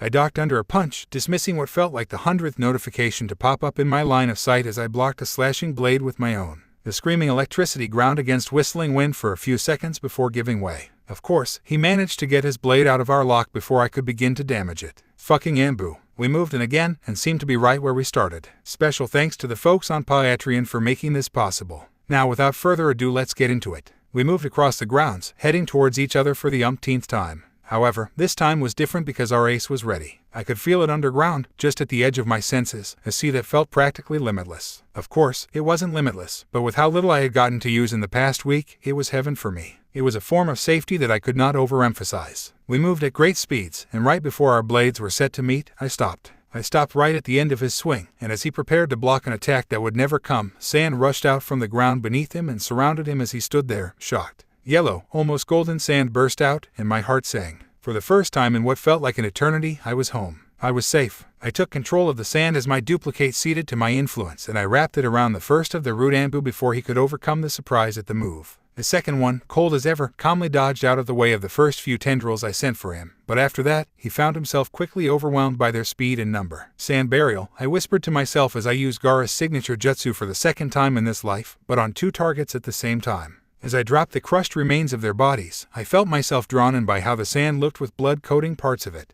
It was almost beautiful. No, it was. It had a beauty to it. Not of the traditional kind, but the kind of beauty one could see in art. Donna Tartt's quote from The Secret History came to mind, "True beauty is terror. Whatever we call beautiful, we quiver before." Reciting the rest of the quote that I had been obsessed with for so long, I found it calming, freeing, and beautiful. I turned away from the sand and searched out Baki, only to find him staring straight at me, having dispatched his own share of the root agents. "Not a complete failure, then," he said as he looked at me with a glint in his eyes that I couldn't fully understand. In some ways, it was like he was seeing me for the first time. In others, it was like he wasn't even looking at me at all and was seeing into and beyond me. Like he was beginning to recognize me. I pushed the thought out of my mind before I dwelled on his insanity and led myself to join him with my own hands. Still a failure, however. You realize the attack and move to engage without bothering to ensure the safety of the client. Not just that, though, you also failed to seek out the client's safety even after dispatching your first opponent. I accepted the chiding with what I hoped looked like good grace to any onlookers, but inside I was boiling.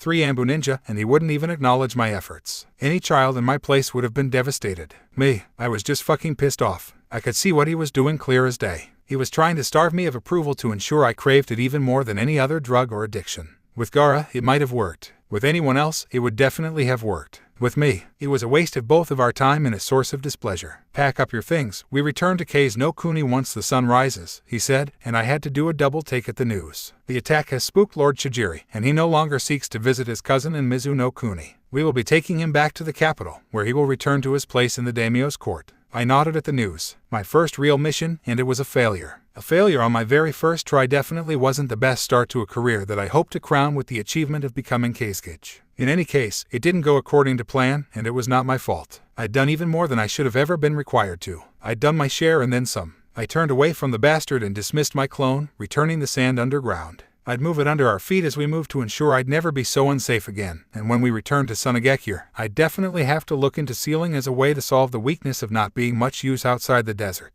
I could already fantasize about the idea. Maybe a gourd with the same kind of seals as a sealing scroll, able to contain an actual ocean of sand. Or maybe even something like the bandages Sasuke had in Shippuden with seals on them to allow me to basically call upon sand right at my fingertips. Not bandages, of course, that would look stupid. But I could just imagine having a tattoo right on my palm, allowing me to use my sand wherever I went no matter what happened. A notification to the side of my vision reminded me that I hadn't noted all the improvements I gained during that attack or even the success of the quest itself. Being careful to ensure no one was paying much attention to me or seeking me for any purpose, I took control of the sand and formed a dome around me before plopping down in the lotus position. In my first life, I detested sand with a passion. It was itchy and had the infuriating ability to get everywhere. Now, sand felt like home. It didn't itch, and it felt so fucking comfortable, even on my pale, soft skin. I checked out the quest rewards first of all. Quest success. Main objective, survive the attack of the root ambu heavy check mark. Rewards, 500 XP, 5 stat points, 1 rare loot roll. Bonus objective 1, kill 1 root ambu heavy check mark. Rewards, 250 XP, 1 common loot roll. Bonus objective 2, kill 3 root ambu heavy check mark. Rewards, 250 XP, 1 special loot roll, increased rep with samurai, increased rep with Lord Chijiri. Bonus objective 3, ensure Chijiri's safety, failed. Rewards, nil. Bonus objective 4, kill Baki in the chaos, failed. Rewards, nil. Bonus objective 5, capture 1 of the root ambu for interrogation, failed. Rewards, nil. Well, the bonus objectives were a bit disappointing, especially since the game had been willing to reward me for killing Baki. I won't lie that the idea did not cross my mind at all, but I weighed the odds and found that even making the attempt was not worth the risk. I'd keep it in mind for the next time we found ourselves in a situation like this one at all. I'd be getting Baki's head sooner or later. Now, the rewards. The XP gains meant I leveled up twice. 1000 XP from the quest plus another 200 XP from each of the ambu I killed was just barely enough to push me over the threshold for that double level up. That also meant I had an extra 10 stat points to play with from the level up itself. All in all, it was a good haul, and that wasn't even including the rolls. A rare loot roll was pretty much the holy grail. I could get anything from one of those. Well, not anything, that needed a legendary roll, but even the rare ones had some good stuff in them. Game, make the rare roll, I thought at the game and watched as a wheel appeared in my vision. The wheel began to move at speeds I couldn't keep up with, flashing intermittently during every spin. Eventually, it settled down, and I got a look at my reward. New affinity, fire-type affinity unlocked. Fuck, let's see. A fire-type affinity was going to get a world of use. I mean, it would be difficult to explain away, but I didn't really care right now. I just wanted the ability to set shit on fire on demand. Besides, call me biased, but all the really cool jutsu in the anime had been fire-type. Just look at that fire release, great fire annihilation shit Madara pulled out in the war. I wanted to be able to do that kind of shit. The rare roll didn't disappoint at all. Game, make the special roll, I thought at the game next, excited for the possible rewards I'd get from that one. A different wheel flashed before my eyes this time, and I patiently waited for the reward to get chosen. This time it was a jutsu. New jutsu scroll, earth release, swamp of the underworld. I looked through the scroll and whistled appreciatively. It had to be the jutsu Jiraiya had used so often in the anime. It was a ranked, required only 2 hand seals, and the size of the swamp was entirely dependent on the amount of chakra the user pumped in. Was it the perfect jutsu for me to expand my earth release repertoire? Maybe, probably, most likely. It was ideal for my purposes and would probably be a challenge to learn, but that was fine by me. Now, for the common roll. Game, make the common roll, I called out in my mind and waited as it spun through what looked like hundreds of options. That was the thing about loot rolls, the names were deceiving. They had nothing to do with the availability of the items or boons, just the value. Rare meant I was getting something immensely valuable. No one can deny that a brand new nature affinity without any training is immensely viable. I'd received the boon and suddenly had the knowledge of how to mold fire chakra in my head. I could do it. If I wanted, I could pick up any leaf here and set it on fire in an instant, all without any training. The special roll gave me a jutsu used by one of the Sannin. Not knowledge of the jutsu, but a scroll. Knowing a jutsu without learning it might have been too valuable even for a special roll. The common roll gave me a sealing scroll filled with kunai from the land of iron. That wasn't bad at all, I thought to myself as I took a good look at the blade I had in my holster. Enhancing it with wind chakra had worn through the metal, and clashing so much against a blade enhanced with lightning chakra had not done it any favors. It was brittle and would probably break if I applied any force to it. Kunai from the land of iron, though, were something else. Made from stronger, purer metal, they'd last even longer than the ones I'd been previously using and would resist wind chakra enhancement. They weren't made of chakra metal, though. If I wanted any of those beauties, I guess I'd have to save up and buy them myself. That was something I actually looked forward to. The pay for this mission would be a good addition to my bank account. Okay, I don't actually have a bank account. Did Ninja even have banks? But you get what I mean. There are very few things money won't be able to buy, maybe even a few ninjutsu teachers since I needed knowledge of the art to take my sand carriage to the next level. A gourd would be inefficient, cumbersome, and make my taijutsu close to useless, considering that was my second greatest weapon behind my sand control. Speaking of weapons, I took a look at what had happened to my skills during the attack. Stat sheet, I thought at the game and whistled at the improvements. Name, Gara of the Desert. Age, 6. Level, 7. Title, Genin of Sunagakure, Jinchuriki of the Ikabai. Chakra capacity, 20,000 divided by 20,000. Stamina, 100 to 120th. Strength, 15. Dexterity, 12. Endurance, 59. Intelligence, 42. Durability, 19. Stat points, 40. Skills, Taijutsu, 38. Ninjutsu, 41. Jinjutsu, 2. Sand control, 63. Pain tolerance, 19. Meditation, 13. Chakra affinities, wind, 36. Earth, 30. Fire, 25. Jutsu, Sand Release, Sand Clone 54. Wind Release, Great Breakthrough 42. Wind Release, Wind Bullets 26. Earth Release, Earth Wall 10. Earth Release, Earth Flow River 17. Shunshin no Jutsu 41. I gained 10 levels in Taijutsu alone in just those few minutes. My evolution in the Shunshin Jutsu was also noteworthy. I had been using it throughout the fight to keep up with the A and BU operatives and even move ahead of them, not to mention all the use my clone got out of the Jutsu. Gaining 14 levels was not unexpected. From what the stat sheet, and hence the game, were telling me, I would keep growing from training. But if I wanted anything like this kind of growth, this kind of leap in ability, I would have to put my life on the line. I gained levels and grew because my neck would have been slit if I didn't. I could already see the facts coming into place in a new meta in my head. I wanted, nay, I needed to fight for my life. It was the only way to gain the strength I needed as quickly as I needed it. After all, in 5 years, Suna would be invading the Hidden Leaf, and I needed to be strong enough to take on a cage by then. I needed to have the kind of strength that would have the elders of Suna backing me as the next Kazekage the moment my father's death became known. I needed to not just be strong but known as strong. My stat points itched at me to spend them. I had 40 of them, and quite a few stats I needed to strengthen right now. If I increased my strength, chakra enhancement would become even more useful when I needed it. If I increased my dexterity, Shunshin would be even more effective. Intelligence was always a stat worthy of investing some resources into. Durability is durability. I closed my eyes and dumped 10 points into each stat with the exception of endurance. The rush as my muscles grew and adapted, and I felt my mind itself beginning to expand was just indescribable. Special thanks to the folks on Patreon for making this possible. Now without further ado, let's get into it. I stared up at Baki as we covered the ground to the village in a blur. I wondered if I should ask, if I even could ask. I know Baki had several conversations with Lord Chijiri before we dropped the shaken man at the capital. I'd not been allowed into those conversations, and what was discussed there was anyone's guess. If I was a gambling man, I'd wager that they'd at least discuss the attackers. Baki hadn't even broached the subject with me. Beyond giving me the duty of sealing up the bodies for return to Suna, he hadn't even acted like the attack had happened at all. Whom I led with, trying to get his attention, but remaining hesitant as to how to raise the topic exactly. Use your words, boy. You should at least be capable of that much, he said in reply, ticking me off and making me blurt out my next words with much less care than I would have liked.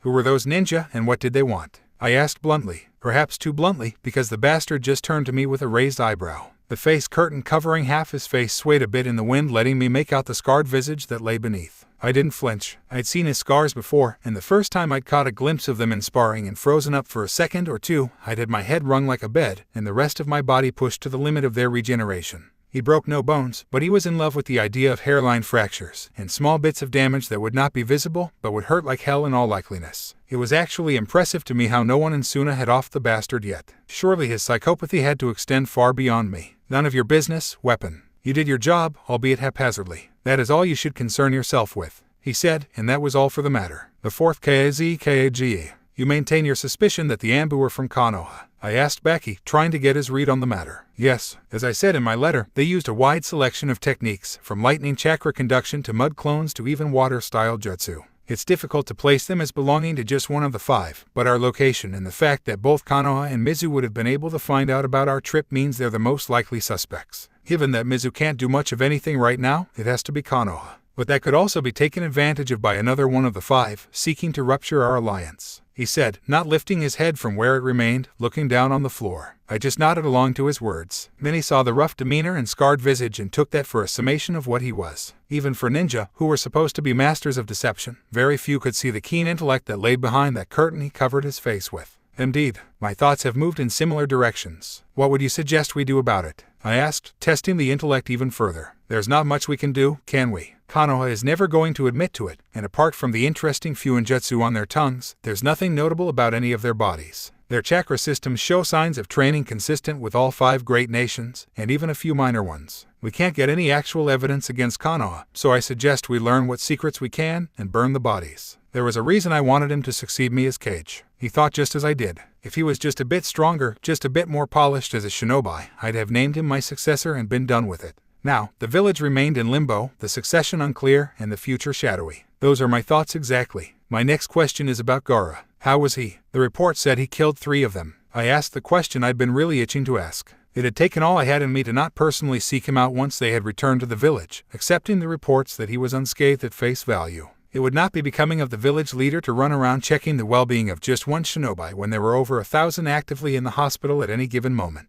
Yes, he did. His taijutsu was superb and he employed his ninjutsu expertly. The A and BU agents weren't much to write home about, clearly more suited to stealth missions than direct combat. Each of them must have been just a cut above the level of the average chunin, he said, not going into the detail I needed from him. I see. 3 chunin is still quite a feat. Do you think he was the target of the attack? I asked, prodding for more detail. It is possible. From what I could see, none of the enemy ninja were truly aiming to kill until they were pushed and near death. Even then, they still held back from true attempts to put him down, even at the cost of their own lives. Their mission might have been to kidnap him, but I fail to see why they just didn't kill him when it became clear that the mission was impossible to complete. It's what any ninja with a brain would have done in that situation. And what about his sand? You said he made a breakthrough, I asked again. Hitting Baki to talk about Gaara was beginning to feel like pulling teeth. I'd have reassigned the boy to an instructor with less reason to hate him, but Baki was producing results, impressive results. 3 chunin level kills at 6 years old. Even the Leaf's disgusting prodigies could never compare to that kind of feat. We'd have our own Haddock Kakashi soon, and I'd love to see how Sarutobi would still be able to view himself as superior in the face of the sand's rise. Sand covers all. Yes, he did. As you told me, one of the reasons for this mission was increasing his loyalty to the village by showing him how different the rest of the world was, but somehow, he managed to produce his own sand in the middle of the land of rivers. Produce his own sand? I asked. No Jinchuriki of the Ikabai has managed such a feat before. Are you sure he didn't just call the sand over from Kei's no Kuni itself? I asked, astounded by the feat. No, we were much too far for that to be possible. As you are fond of saying, once you rule out the impossible, whatever remains, no matter how improbable, must be the truth. Hauling sand over across dozens of kilometers has to be impossible. Besides, the sand had come rushing out of the ground, not from the skies as it would have if he'd summoned it from a distance away. I nodded at his quotation of my predecessor's favorite saying. Attributing it to me was a bit misplaced, but I wasn't going to bother correcting him. I see. I will ask him about it personally when we meet up for training. Beyond that, what do you have to report on his progress? There is nothing of note to mention. He continues to improve in all the areas we've worked on. His earth-style ninjutsu is coming along nicely, and his wind release has become something most jounin would be proud of. His progress remains nice and steady. He will be ready for the next Chunin exams. I nodded in agreement with the previous statement. The Chunin exams in Kyusa were a significant factor in my decision to push for intensified training for the boy. I needed him to be strong and visible to show the world that Suna was still a formidable force. I also needed him to demonstrate to the daimyo that we were not inferior to the tree huggers. And what about our ally in the court? I asked. Lord Chijiri remained steadfast in his support. The attack shook him, but it may have worked in our favor. I made him believe that the Ambu had been targeting him, and he was grateful that we saved him from what he saw as certain death. But he still terminated the mission. As a side effect of making him believe that assassins were sent after him, his paranoia has increased. He somehow believes that the hired killers were sent by his cousin from the land of water. I don't mind him thinking that because it does not harm us in any way and may make him more reliant on our protection in the future. This time, I didn't nod, but I hummed in agreement. If he wasn't going to be strong enough to become the Cage, then I would need to reassign him to train Kinkuro and Temari after Gaara becomes a jounin in his own right. A mind like his must be involved in the training of our village future, and I preferred the idea of Temari succeeding me. She had the temperament, pedigree, and I would ensure she had the strength. It was almost perfect. What about the mission pay? He asked, causing my lips to turn downward. I fought the urge and returned to my placid expression. Money had been scarce in the village, and any payment would have to come from our own coffers. However, I still could not refuse to pay Baki his due. A Cage who did not pay his people did not remain Cage for long. You will receive the standard or rank pay. Gaara will not, I said, and he nodded without questioning me on the matter. Of course he didn't. His disdain for the boy blinded him even more than the scars that prevented him from fully opening his eyes. It would have been sad if it weren't so pathetic. Gaara, I scowled at the man. He was saying something, but I wasn't really listening. His first sentence had completely ruined my mood. I should have expected it, but the sheer audacity of it was a shock to me. I wasn't going to get paid for protecting Lord Chijiri because he didn't actually make it to his destination. It's not like I had risked my life to save the perverted idiot or anything. Fucking hell. Kazekage has authorized me to offer you some sort of reward, though. I don't see why, but he believes you deserve some incentive to ensure future good behavior, he said, after he was sure I was done glaring at him. I scowled at the bastard. After months under his tutelage, I had gotten used to his methods. He had waited until the last minute to mention that to ensure I spent as much time with him angry as possible. He enjoyed getting under my nerves for some reason, and I found it nearly impossible to resist falling for his tricks. I guess that was the thing about being a jounin. He would always be leaps better at deception and deception-related things than me. What do you want, boy? I don't have all day to spend staring at your ugly mug. My scowl returned as I racked my head, trying to figure out what I actually wanted. It had to be training of some sort. Money was good, but definitely not something I'd use a favor like this for. Well, I had already decided what kind of training I wanted to pursue. Fuinjutsu training, I said after a minute's thought, just making sure there wasn't anything else more pressing that I might have desired. The bastard had the stones to burst out laughing. Not even a chuckle, just full-bellied laughter, overwhelming laughter, the kind that racked his entire body and had tears building up in his lone visible eye. No, he said, and then proceeded to fall into laughter once again.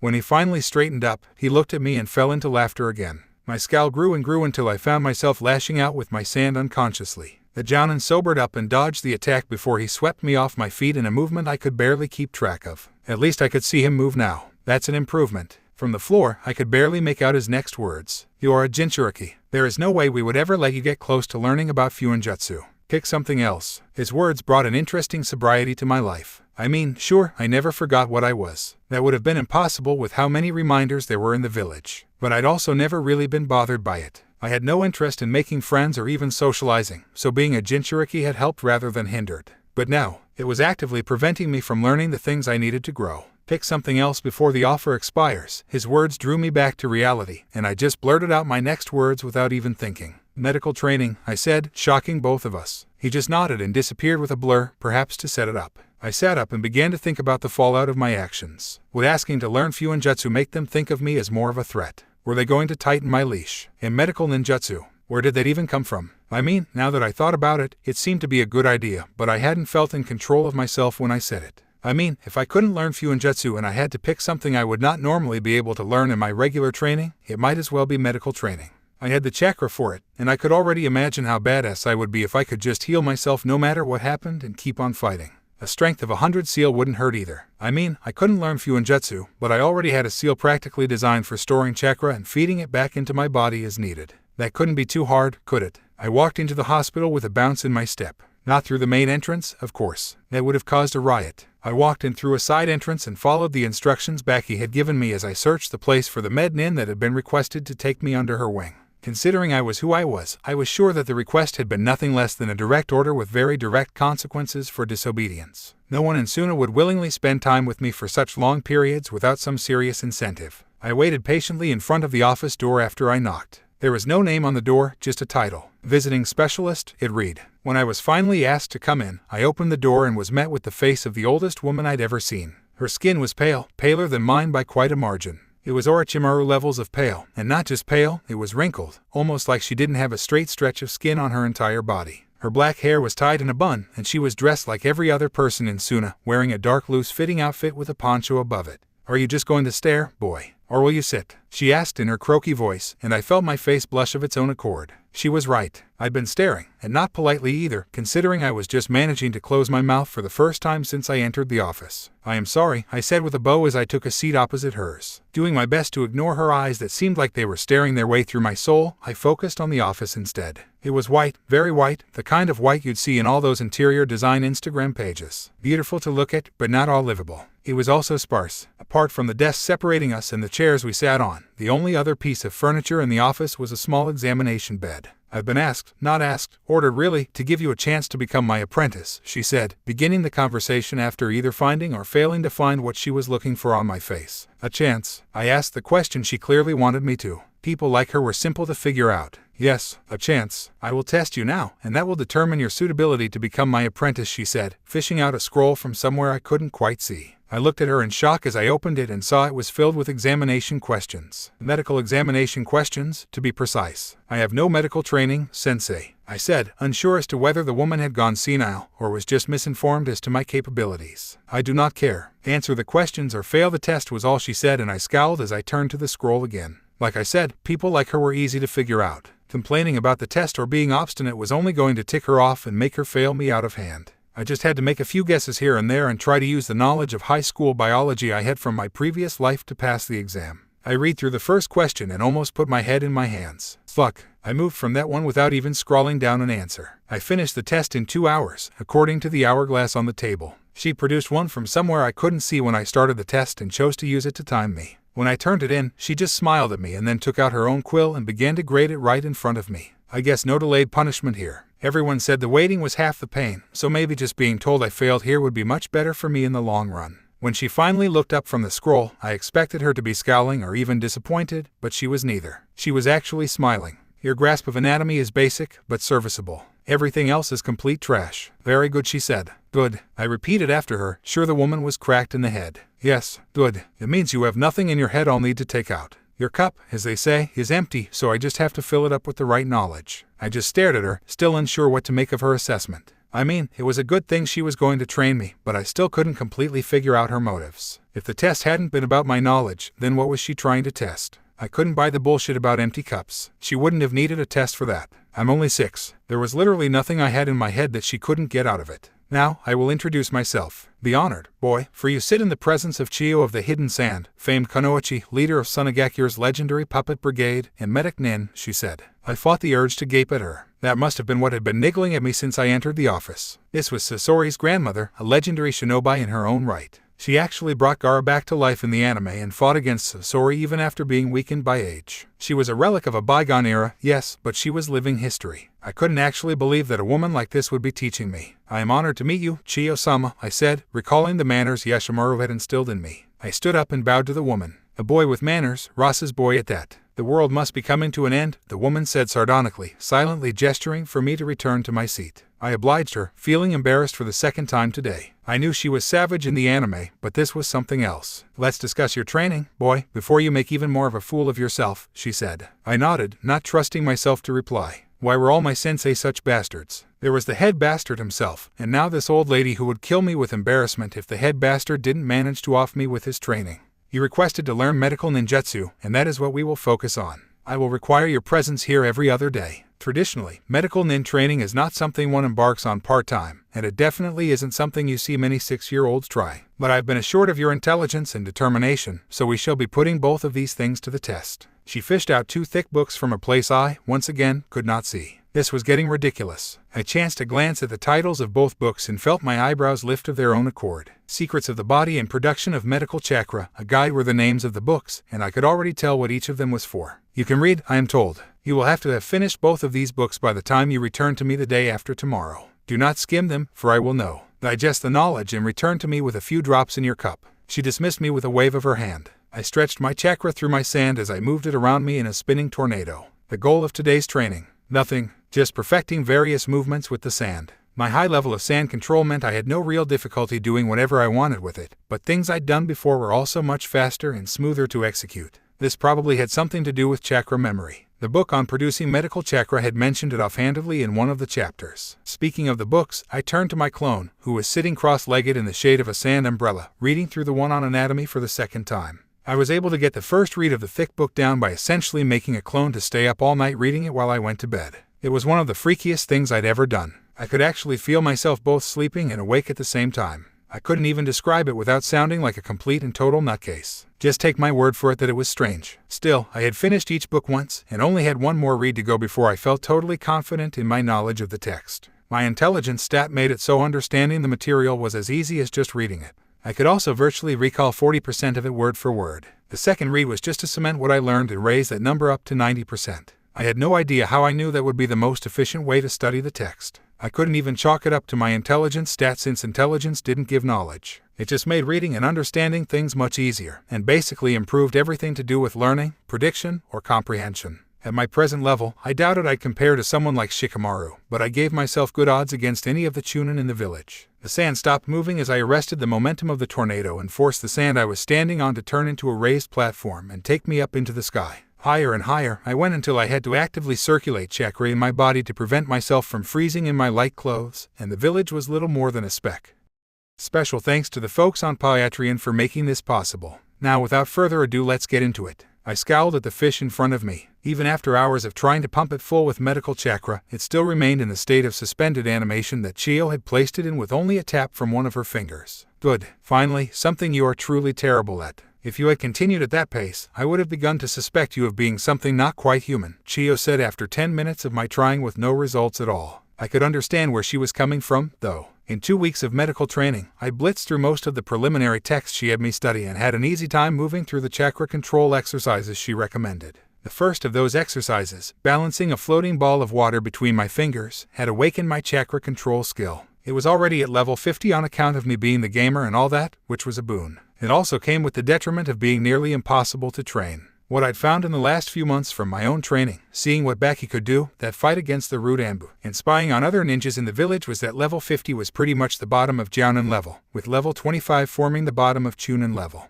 Other people didn't have levels since they didn't have the gamer's body, letting them live their lives like games, but that didn't mean I couldn't gauge their abilities with pure observation. I had Jounin level intelligence, after all. Maybe you should try a different method, Chiyo commented as she entered the office and still found me struggling to revive the fish. Different method? I asked, repeating her words, a habit I'd picked up recently because of how much it seemed to annoy the woman. Less than 10 total hours spent together, and I was already beginning to pick up on the woman's tells and hints. Your impersonation of a parrot is no more amusing now than it was the very first time you tried it out, she said, scowling and drawing closer. Yes, a different method. Now, you are trying to use your chakra and guide it to go where it instinctively wants to go. That is how most medical ninjutsu works. You only need complex knowledge of anatomy to make sure you don't accidentally break anything in your attempts to ensure things get back to working. However, there is another method, more advanced, but maybe more suited to you. You must learn the exact nature of the injury and use your own willpower to heal the injury. You must not let your chakra flow as it wishes, you must instead force it to do what it needs to, she said as she finally reached the fish in front of me. Maybe that will work just a bit better for you and get some actual results, she said before leaning over and humming at the fish. Or maybe you're just a complete idiot, and the fish died over an hour ago.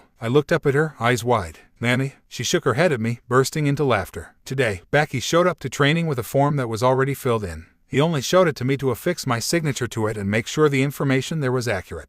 It was a Chunin exam form, and I almost sighed in relief when I saw it. The bastard had been getting more and more abusive with his training methods, and I was just about done with dealing with him for any long periods of time. A promotion to Chunin was just what the doctor ordered. Good, you're interested. It would have been a pain to force you, he said with half a scowl visible. I looked at him and resisted the urge to act. For some reason, his words were beginning to get on my nerves even more. It might have been my frustration with medical ninjutsu bleeding over to the rest of my life. It might also be that I'd just had enough of his bullshit over the years. The exams will be held in Kyusa. Your training from now henceforth will be aimed at polishing off every dull edge in your fighting style. You will be the only ninja from Sunagakure sent to this exam, so your victory must be a foregone conclusion. We risk much for you. The reward must be equally great, he said before blurring into motion and making for my head. I backflipped out of the way of the attack before catching myself in a cocoon of sand to avoid the follow-up that was sure to catch me midair. What do you have for me? 3. I asked the ANBU agent kneeling on the floor, the head of our counterintelligence operations. The other villages are aware of Gaara's participation in the exams at Kyusa. Their spies sent the reports last week, and word from our spies is that even isolationist villages like Kumo are mobilizing to send their representatives. Gaara's participation has stirred the hornet's nest, he said, and I smiled.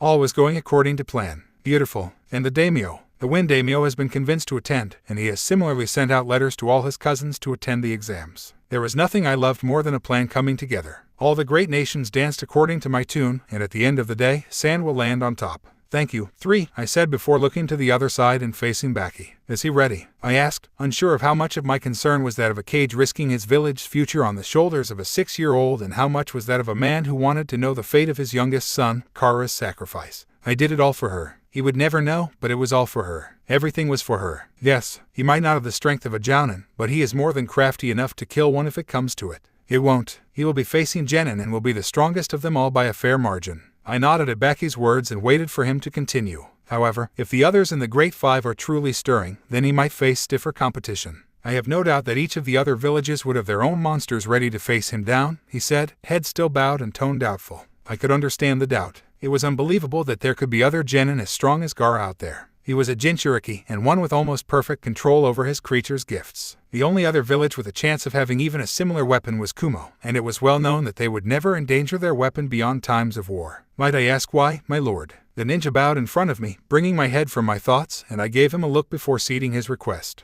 You may. Suna is not in a good state. You of all ninja can see this. Our position in the Great Five has never been more at risk. Kyusa stumbles and grows bolder and bolder every year. Konoha whispers of reevaluating our alliance. Our own daimyo contracts other villages to fulfill his missions. This village has never been in more peril, but we've also never had such an opportunity to turn things around before, I said, taking a deep breath before continuing as my sense of his chakra told me he was paying rapt attention. Gaara is strong. I have never seen a genin so strong. He is, without a doubt, the future of Suna. If he sought it, this seat would be his one day and I would never deny him. He is strong, and he is young. That is why we are sending him out now. A 6-year-old at the Chunin exams will draw eyes. A 6-year-old at the Chunin exams alone would draw even more eyes, and that same child winning the entire thing would be the show of the century. Gaara's victory will secure the future of Suna. That is why I am so willing to risk her present. Genin who ought to participate in this year's tournament will be forced to wait another 6 months. I will stall their development for Suna's future, and their sacrifice will be nothing, I said, standing up at the end and projecting my voice. I had my own doubts about the plan. I had my own worries, but I needn't have bothered with them. The plan will work. It just has to. Yes, my lord, Baki said, and I nodded before dismissing him.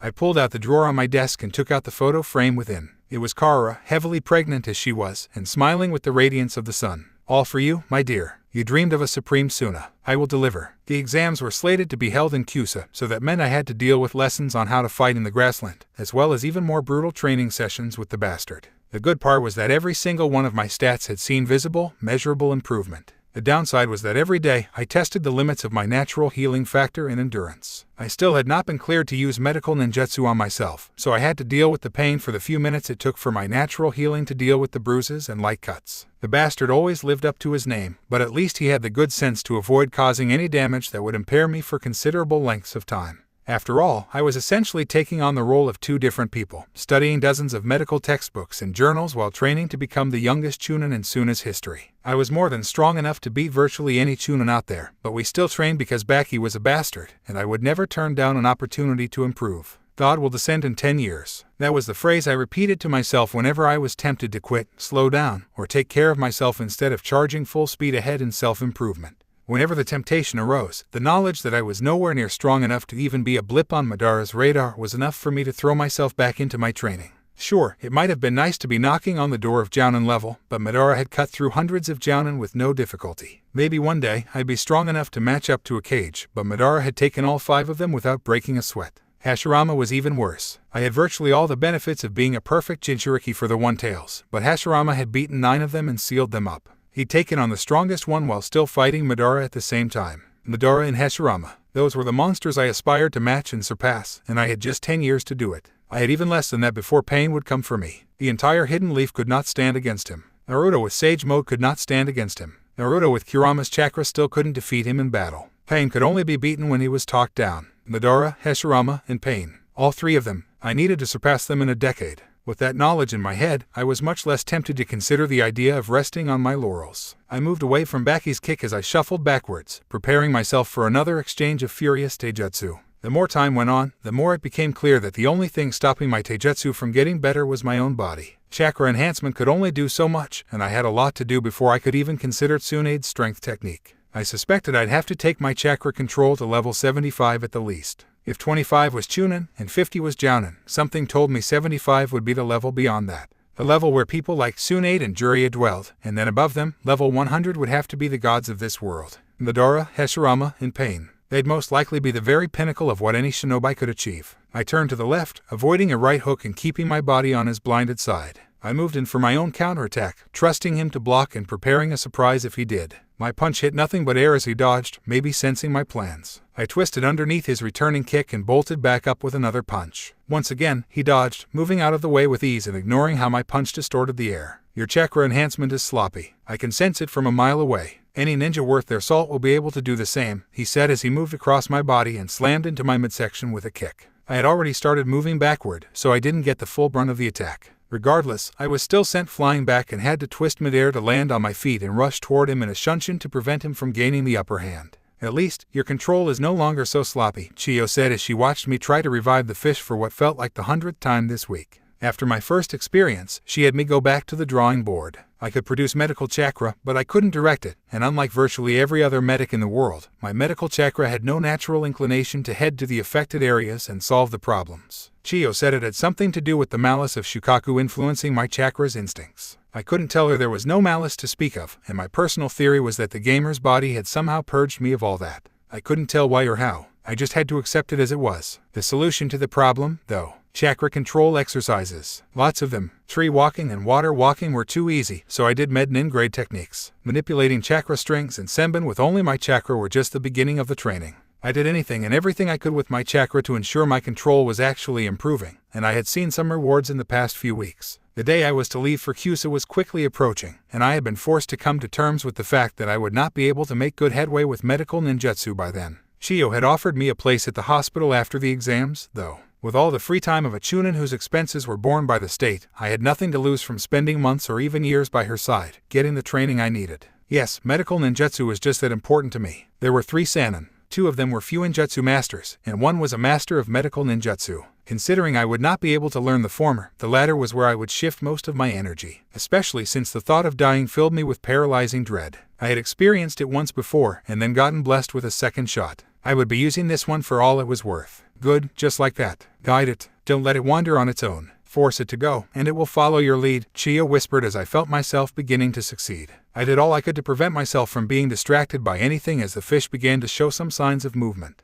I laughed in joy when it began to flop around on the table. It was only Chiyo's cough that brought me back into reality enough so I could actually run a diagnostic check on the fish. All problems solved, Chiyo-sama, I said as I turned to her with a bow. The old woman just smiled. You might have some future in this field after all, more than I'd ever expected, the woman said, offering me a rare compliment and making my face turn completely red as I nearly exploded from embarrassment. Now, let's move on to the next exercise, she said, taking out another fish from the basin she had moved into the office we used for our training. I just smiled at the challenge. This was getting good, very good. You leave tomorrow, Rasa said as he stood next to me, staring at the massive sea of sand outside the village. Our training had been moved outside the village as he began teaching me larger and more impressive maneuvers. I do, I said, agreeing and answering as if he had asked a question. You are smart. I'm sure you already understand the situation you're in. You will be the only Suna ninja being sent to this exam. Over a dozen Suna genin are losing their chance at a promotion for the next year to grant you this chance. You have to deliver. Failure is not an option, Gaara.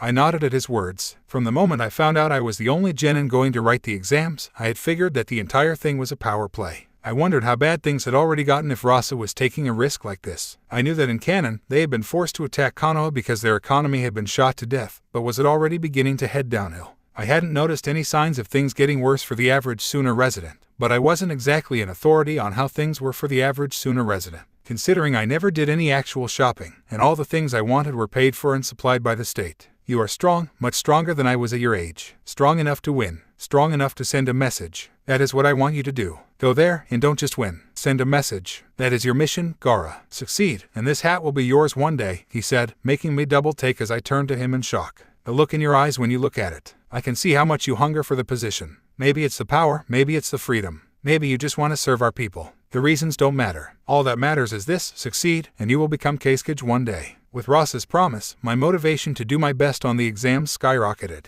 Sure, I had every confidence that I would eventually become the Kage and have all of Suna at my beck and call, but the support of the present Kage could not be underestimated. Oh, what I would do to have that kind of influence behind me. Just Rasa naming me as his successor before meeting his death at Orochimaru's hands was enough for me to be sure of my position. It would happen, one way or another, and I just had to make sure I was the one to come out on top when the dust settled. I stood by Baki's side as we set off for the exams. There wasn't a flashy send-off or anything of the sort. We departed at the break of dawn and expected to be out of Kase no Kuni by dusk. Our journey to Kyusa was not expected to take longer than a few days. We'd be traveling at shinobi speeds for most of it, and I had the endurance to keep up with the punishing pace Baki could set. The anime hadn't spent enough time establishing it, but Baki was a physical powerhouse very few people could match up to. I felt it whenever I punched him, and whenever he punched me. Here I come, Kyusa. It's time to show the world that I am here. Special thanks to the folks on for making this possible. Now without further ado, let's get into it. And once again, Danzo, you come to me with nothing but failure. I sighed at the man sitting in front of me, taking a sip of my tea. My agents at Root had reported the mission to me the moment it was authorized, but I had turned a blind eye, hoping to see my friend's impetuousness finally achieve something useful for the village he was sworn to serve. Of course, it hadn't yielded any real results. I would hesitate to use that word, the man said, pretending to take a sip of his own tea. Danzo was far too paranoid to drink anything he did not prepare himself. Even watching my secretary as she made the tea in our presence was not enough to assuage his constant fear for his life. Others might have been offended by his lack of trust, but not me. I found it cute that he believed I would resort to poison if I wanted him dead. No, I would crush his skull between my hands and watch his life drain away on the ground. Every day, I fought the temptation, waiting for him to outlive his usefulness or for his audacity to overshadow it. What word would you use, then? I asked, playing his game. A success, but with a different goal. Yes, I did not secure the Ikibai for Konoha, but we now have a much better understanding of the Jinchuriki's strength compared to the other villages. Yes, strong enough to kill 3 of your operatives. They were hardly frontline combatants. They were nothing but skilled spies, at best Chunin level, he said, trying to dismiss the accomplishment. Yes, 3 Chunin at the age of 6. Even Itachi cannot boast such a feat. His scowl at the mention of the infamous Nuke Nin almost brought a smile to my face. The young man's threat still lingered in his mind. The fact that I knew Danzo had wanted to recruit the boy into Root after the massacre made it all the more satisfying to me. And why did you terminate the mission there? I asked, addressing the question that had been bothering me. 7 agents already lay dead. The Jounin was much stronger than anyone could have reasonably expected, and the boy was also more impressive. He had yet to unleash the true power of his Biju and was capable of keeping up with 2 Chunin of the same rank. I see. In the sand.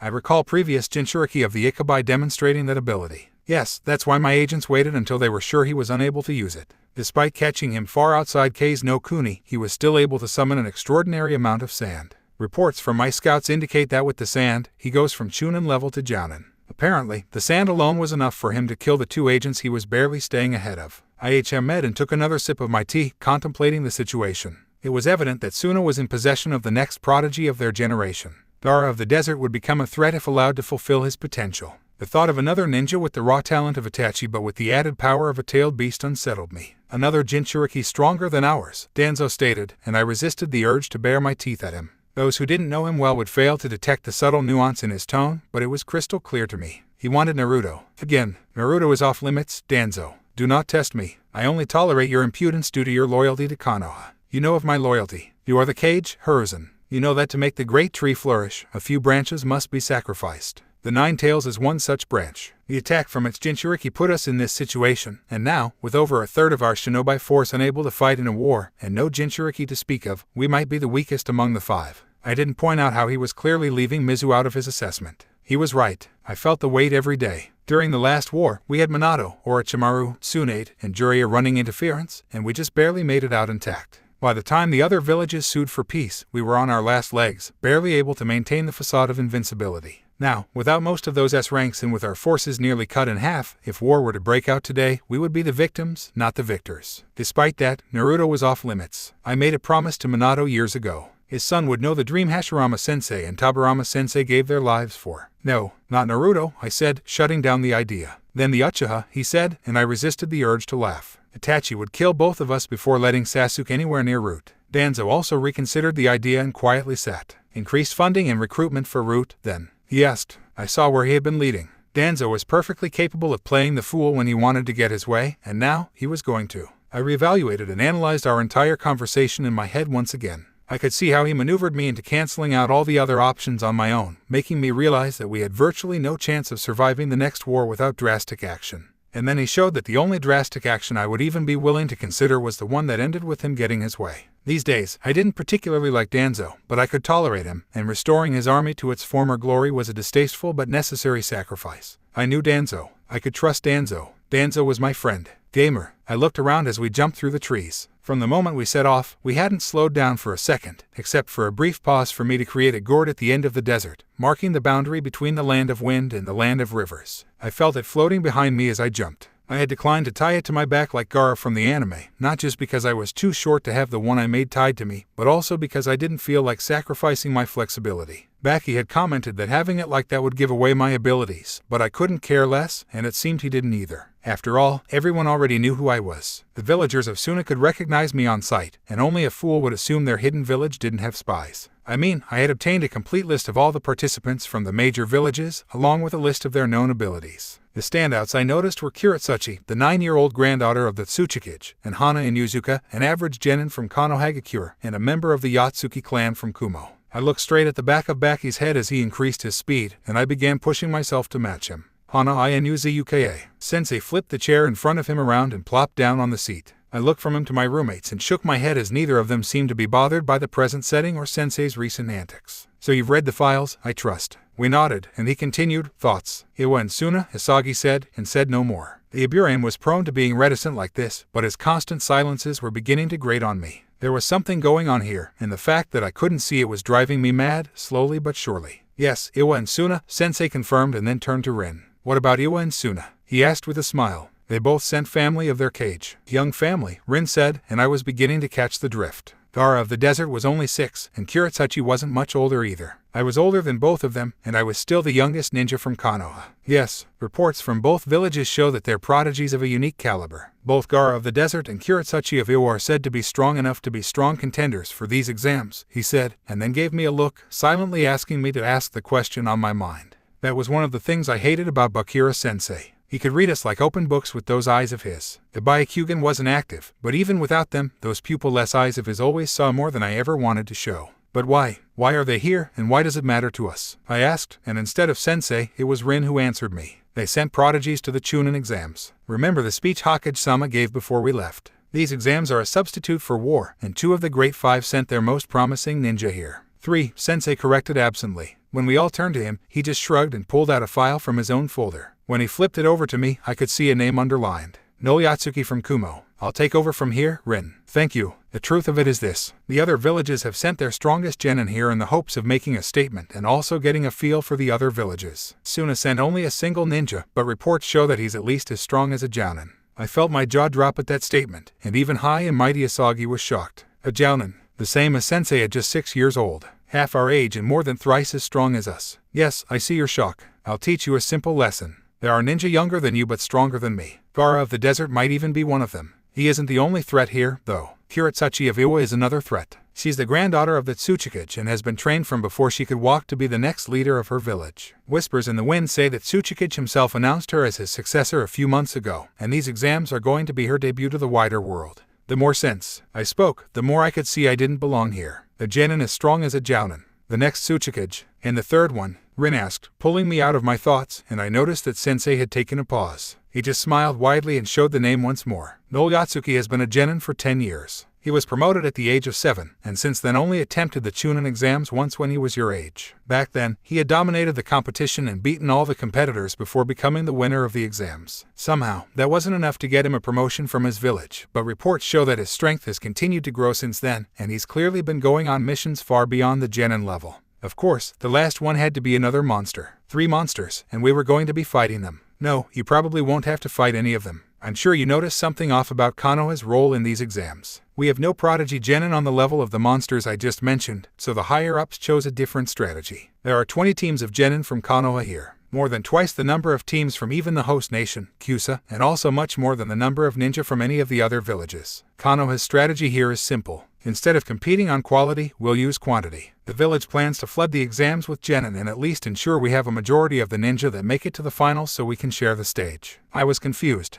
What was Sensei saying? You're lying. What you're saying? You're saying they don't care about us, that they're just going to throw numbers at the situation and hope that solves the problem. That's not possible. This isn't war, I said, and at the end, I was well out of the normal vocal range for speaking. I didn't care. It wasn't possible. Not Konoha. Konoha would never do that. The Hokage would never do that to us. We're not Mizu. Hana, you're wrong. This is war. I see it now. The Hokage speech. The Chunin exam fulfills 2 purposes. 1, they let us fight each other without going to war, and 2, they let the villages advertise the strength of their ninja. I don't have the data, but I suspect whichever village performs best at the exams gets a huge flood of clients, Rin said, and Sensei nodded before speaking. At least a 70% boost in clients in the first year after the exams. Rin nodded back at Sensei and continued right from where he stopped. If whichever village does best gets a huge economic boost, and 3 of the other villages are showing up with strong ninja, we have to do something to fight that. Towson told me something a year ago. There are no new clients in the shinobi world. When one village gains, another loses. We can't afford that in Konoha right now. We have to be the ones to win the exams, or at least not lose as badly as the others, Sensei interrupted with a bright smile. And this is the best way to do that. I guess the reason Sensei is making sure we know this is that he wants us to cooperate with the other teams to make sure as many Konoha ninja make it to the finals as possible. Sensei just started clapping then, slow and slightly mocking, before flipping off his chair and landing in front of us on his feet. Rin is right. Your mission is this: make sure as many Konoha shinobi make it to the finals as possible.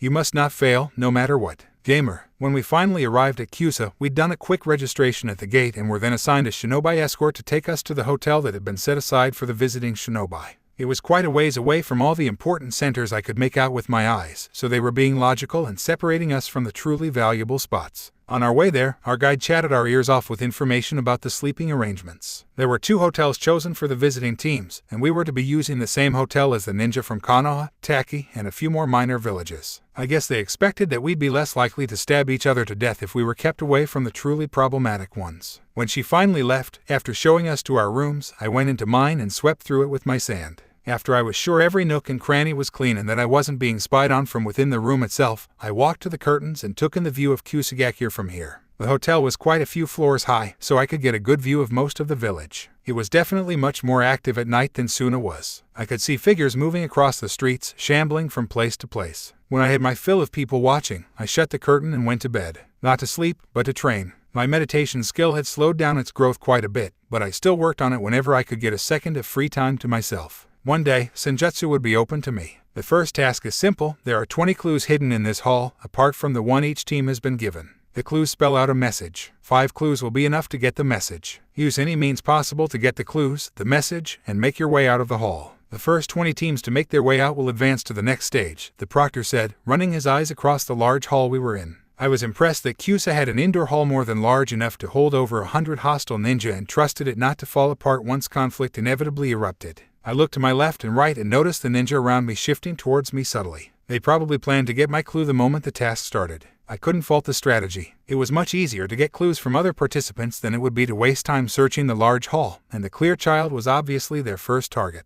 Of course, I had the same idea they did, and they all looked like easy pickings to me. Begin, the proctor shouted and disappeared from the hall in a shunshin. Everyone seemed to freeze for a moment, and then they all exploded into motion. I just stared at the team of ninja rushing at me with a smile that made them hesitate for a second. That second was all I needed to appear between them and punch the first one into instant unconsciousness. Let's fucking go, I thought to myself with a smile. Special thanks to the folks on Patreon for making this possible. Now without further ado, let's get into it. Hana Inuzuka. It was pure pandemonium that ensued the moment the proctor started the test. Kazekage tugged at both Rin and me with his bugs, silently telling us to follow him as he made his way from the hall. I guessed he had already gotten the requisite amount of clues. As we ran, I searched the hall with my eyes, taking note of the standouts in the chaos. I searched, especially, for the 3 prodigies. Kuratsuchi was the easiest to spot. There was a wide berth around her and her teammate as she had already roasted someone with what looked like lava. Fuck. Keke Genkai, too. Gara of the Desert was a bit more difficult to spot, but once I did, I could barely keep up as he moved across the hall. He was a storm of taijutsu as he moved from victim to victim.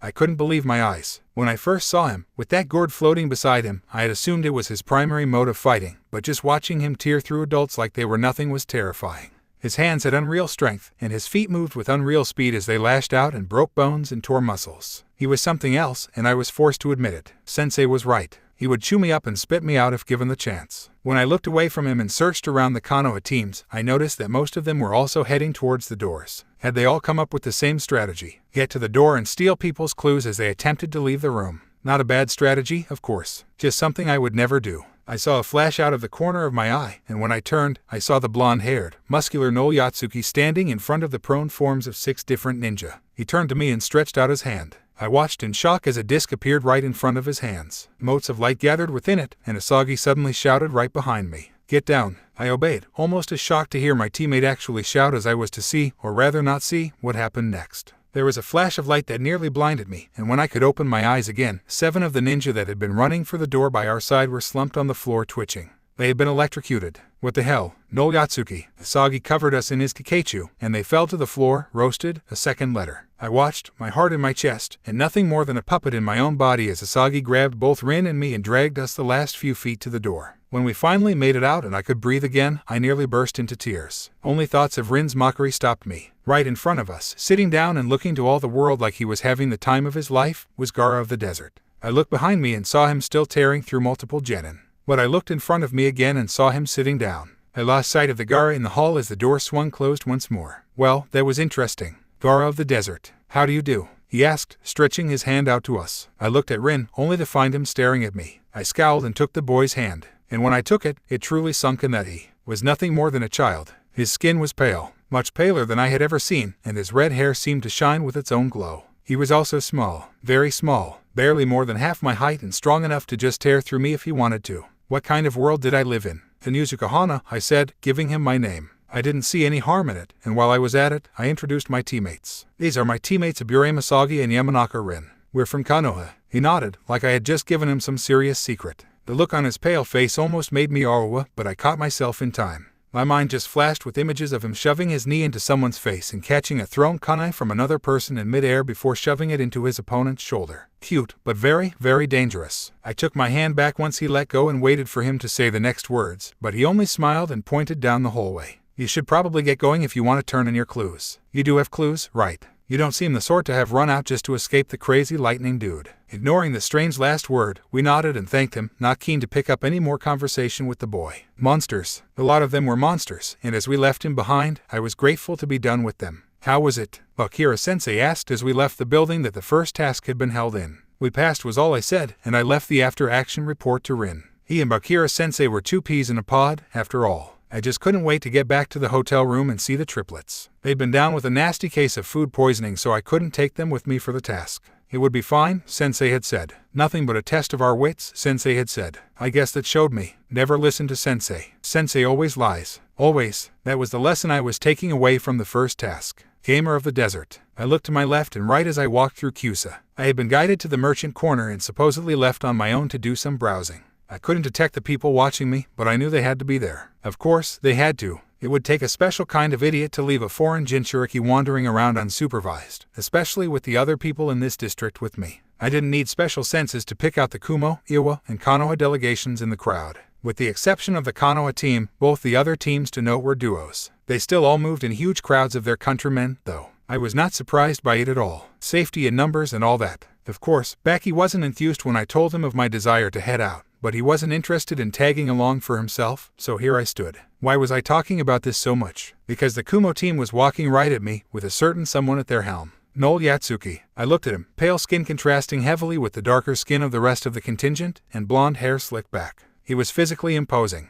I'd never seen a man with muscles that dominant in this life. He looked like a bodybuilder, except that the muscles clearly weren't for show. He had thrown grown men and women around in that exam hall, and when he found me in the crowd, I had been forced to disperse my clone to avoid giving him too much information for when we eventually faced off, but it seemed he had found me again. Gara of the desert, he said in greeting, and I inclined my head to him before reciprocating. Noel of the Yatsuki clan, I said, stressing the clan name and giving him an obviously evaluating look. I wanted to know more. That storm release had been the real deal. He had turned the entire exam on its head with one jutsu, and from there, it was off to the races. We were about to start our conversation when we noticed the Iwa contingent making their own way over to us. It's Tsuchikage's granddaughter, I commented to Noel, not bothering to ask him to introduce the rest of his countrymen. I knew their names, and they were all irrelevant. What I needed was to fish for information on how things stood there. Kurachachi of the Black Stone. Her lava release is interesting, he said, but did not volunteer anything more. Not as interesting as the storm release. I'd never heard about it until I saw you at the exam, I said, fibbing the truth just a bit.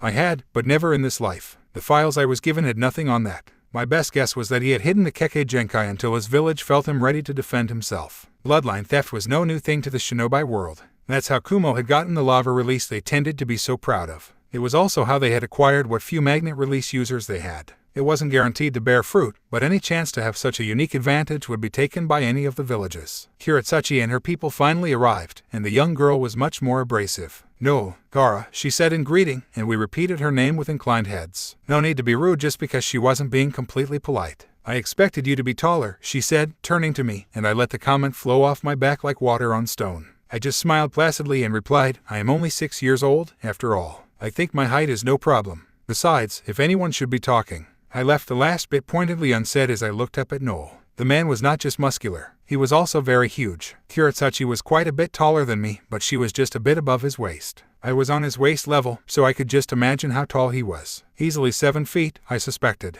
I was 3.5 feet after all. Noel just chuckled at my retort before looking down at us with a smile on his face. Prodigies are getting younger and younger, aren't they? When I won the exams 4 years ago, they called me a prodigy. Just look at you now, 6 years old and stronger than I was back then. I smiled at his compliment, doing my best not to get too flustered. It was clear what he wasn't saying. He called me stronger than him from 4 years ago, but didn't feel like I compared to him as he was now. I found it difficult to doubt that assessment though. He was strong. He tossed out those storm release attacks in quick succession, turning the entire thing into a race to get away from him, and then disqualified enough people simply by beating them that there weren't even enough genin at the end to fill up the quota for the second exams. It had been moved by a day to account for the new numbers, and I just had to admit being impressed by him. I considered myself a causer of chaos, but even I hadn't managed to throw such a wrench into the plans of the Kusa-Chunin exam organizers. I mean, it wasn't like they were especially competent. The first exam was a mess of epic proportions. Giving each participant a clue just ensured that there would be a battle royale. It was the way of shinobi. Completing a mission in the quickest and most efficient way possible was pounded into our heads practically from birth. Even children's games and ninja villages had the same kind of conditioning built into them. It was part of the reason I wanted to be Kage. Root had reminded me of the kind of evil that existed in this world. I could talk a big game about not giving a fuck, but that would always be dishonest. I cared. That was the truth. I cared because I could do better. I could bring real, meaningful change to this world, and if it meant I got to stay where I'd be surrounded by the desert and an army of shinobi loyal to keeping me alive, then so be it. I had to do what was necessary for the greater good, after all. I guess times have changed, old man, I snarked, not sure of how to reply to his comment. He just laughed again. He laughed easily, I noticed. Not small laughs either. They were whole performances. As he laughed, I finally saw the thing that had tickled me about his appearance since the moment I'd seen him earlier today. He looked exactly like a young All Might. I like you, kid. You're funny. Kiritsuchi, not liking being ignored, chose to step into the conversation at this point. You were good at the first exam, but nothing special, she said, looking directly at Noel. I resisted the urge to laugh at the obvious insecurity showing from the young girl. Children could be like that, and I thanked every god out there for not making me an actual child. Noel actually laughed and smiled down at Kiritsuchi before replying. And how would I have been special in your eyes, little one? He asked. By accomplishing the mission. A good shinobi finishes the mission. You didn't bother getting any clues and just started attacking everyone, she said, feeling sure of herself with the answer, and I could see where she was coming from.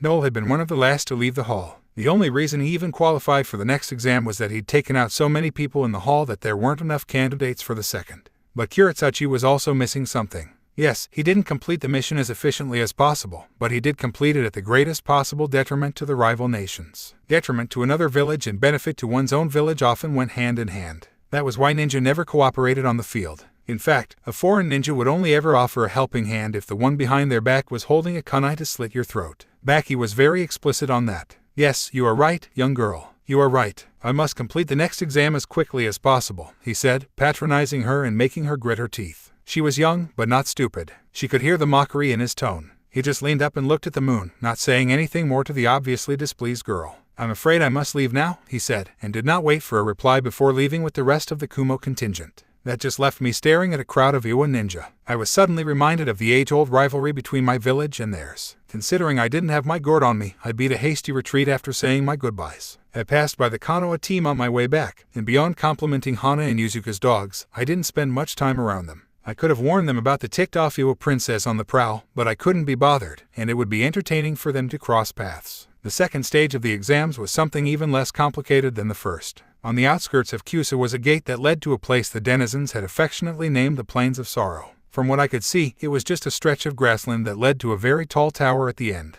I had no idea why their geography got weird over there, as the grass there was much taller than what could be found anywhere else I'd seen in the land of grass so far. The grass was taller than even Noel Noah. If there was a stage of this exam just tailor-made for me, then this would be it. At least, I'd thought so, until the proctor began listing out the rules. None of them mattered to me, barring one. No flying, she had said, while pointedly not looking in my direction. Of course, the rule had been aimed at me. I was the only one at these events with any ability to fly, and they were clearly trying to neuter my advantage. I couldn't see why Kyusa would care though. All their teams had fallen in the first stage. Most of them had been fried by Noel at some point during his rampage, and a few of them had found themselves on the wrong end of my fists. I was a bit sad. Just a bit. It also meant Kyusa had no horses in this race, so why were they trying to fuck me over? It made no sense. I turned my mind away from that and towards the task before me. A strange grass seemed to spread in a circle with the epicenter being the tower, so we all started from different parts of the perimeter. The proctors assured us it didn't matter who started well, except for those who started in snake territory. Of course, the first thing that had happened to me after I stepped into the area was getting attacked by a snake. A viper, or something like that, sprang right at me the moment I took my first step. My sand caught it instantly and crushed it. The screams I heard from my left told me not everyone had been so lucky. I waded through the grass and moved forward, trying to be quick but not exhaust myself. The rules for this stage were simple, just make it inside the tower. That was it. That was the entire thing. No scrolls, no tokens to gather, nothing. Just the first 8 people to make it inside would get to advance to the next stage. Okay, sadly the chapter is over. And if you enjoyed, just leave a like and subscribe with post notification, so when the next chapter is ready, you will be notified. Okay, see you in the next video. Bye.